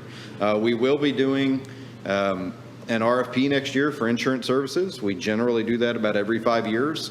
It gives us a good rate on the front end, and then we need to reevaluate and see how that rate's still doing in the market as we go forward. These 2 items alone in the last 2 weeks caused about a $500,000 hit to our budget for next year. Some of the insurance increase we had planned on. We kind of had a heads up that it was going to go up. But honestly, we were told it was going to go up about 10%, not 20%. So these are just kind of those things that come in at the last minute. Doesn't matter how early we plan, they're not going to come in February. So we have to roll with the punches as we're making the budget. Tonight, you're getting your budget book in its bound form. If you do not want your bound form, I'll take that back. Other than that, we will be posting it online along with this budget update and the previous budget update so that all the taxpayers can see what we're talking about. You'll have a summary version. Let me back up just a sec. The budget book does cover general fund, debt service, and child nutrition. Those are the 3 funds we are legally required to adopt a budget for before September 1.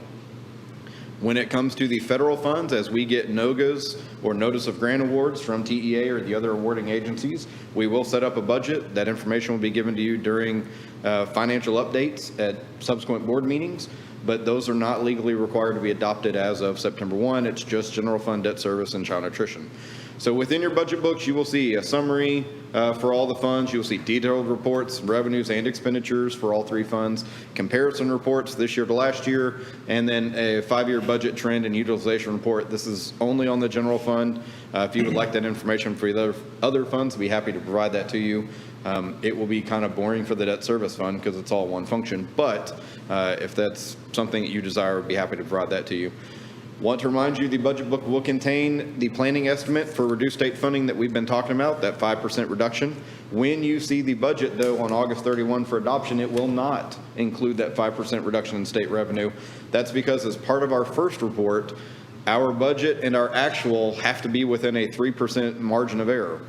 So if I'm reducing it 5% and my margin of error for TEA's purposes is 3%, I'm automatically going to fail it. So you will see the real budget for state revenue when we adopt the budget on the 31st, mainly just for first report ratings purposes. Tax rate. Let's talk a little bit about our tax rate. Last time I was telling you that tax rate accounts for 98% of our local revenue every year in the general fund. We still have a little bit of uncertainty as to what our tax rate can be for next year. This is part of House Bill 3. We have to submit our current taxable values to TEA. They approve a maximum compressed rate for us. You see that TEA has approved our Tier 1 rate of 0.8432 cents per $100 in valuation for the M&O side. The reason I say it's still kind of up in the air is because that was off of the estimated values that the appraisal district gave us. And TEA would really like for us to file an appeal by tomorrow and then use the certified values when they finally come out. The appraisal district's still working through appeals. We would expect the certified values to be in by the end of August. We are still analyzing whether or not we're going to file that appeal or not. I did get confirmation from TEA that no harm comes to us if we don't file that appeal. The burden is on TEA to give us that rate. Once they've done it, we're legally allowed to go ahead and post and adopt that budget. So right now, our enrichment rate, this is from the TRE that we did a couple of years ago. It got compressed from 17 cents last year to almost 14 cents. So our total M&O rate would be about 0.9815. This is a reduction of about 8 cents from our current rate, which is $1.634, I believe. INS rate remaining unchanged of $38.39, and a total proposed rate of $1.36 and 54 hundred thousandths of a penny beyond that. This is almost a 20-cent reduction in the last 2 years. So that's, you're starting to see that House Bill 3 compression rates for M&O really start to play here with almost a 20-cent reduction without changing that INS rate. Again, we have till tomorrow to file our appeal. If we do, TEA has until the 31st of August to give us our new rate, which pushes back the entire tax rate portion of this until September, which is still fine. We have until September 30 to get a tax rate adopted. So here's our process going forward. We're going to make, on August 31, there's a called board meeting where I will ask you to make final amendments to the current budget that we're in. And then after that, we'll have a public hearing to review and discuss next year's original budget and probably the tax rate or tax rates that will be proposed for next year. We're probably going to do that whether we appeal or not appeal, because as long as we've had that public hearing, we can adopt a tax rate lower than what we had the public hearing on when TEA gives us those values. If we do appeal, you're probably looking at adopting the tax rates in September, but the budget will have to be adopted August 31st, regardless of an appeal of the MCR. So in summation, and not to steal thunder from the next report item, there will be a public hearing and a special called meeting to discuss the budget and tax rate on August 31st at 5:00 p.m. in the boardroom.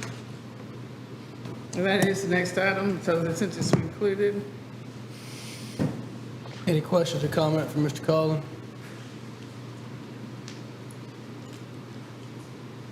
Okay, thank you very much, sir. Thanks, sir.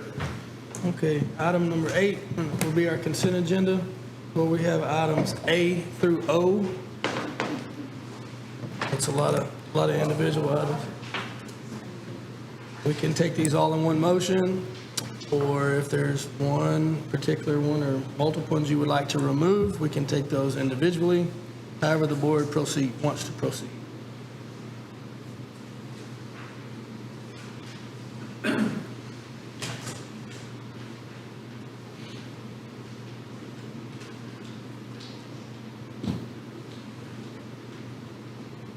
Move that we approve the consent agendas.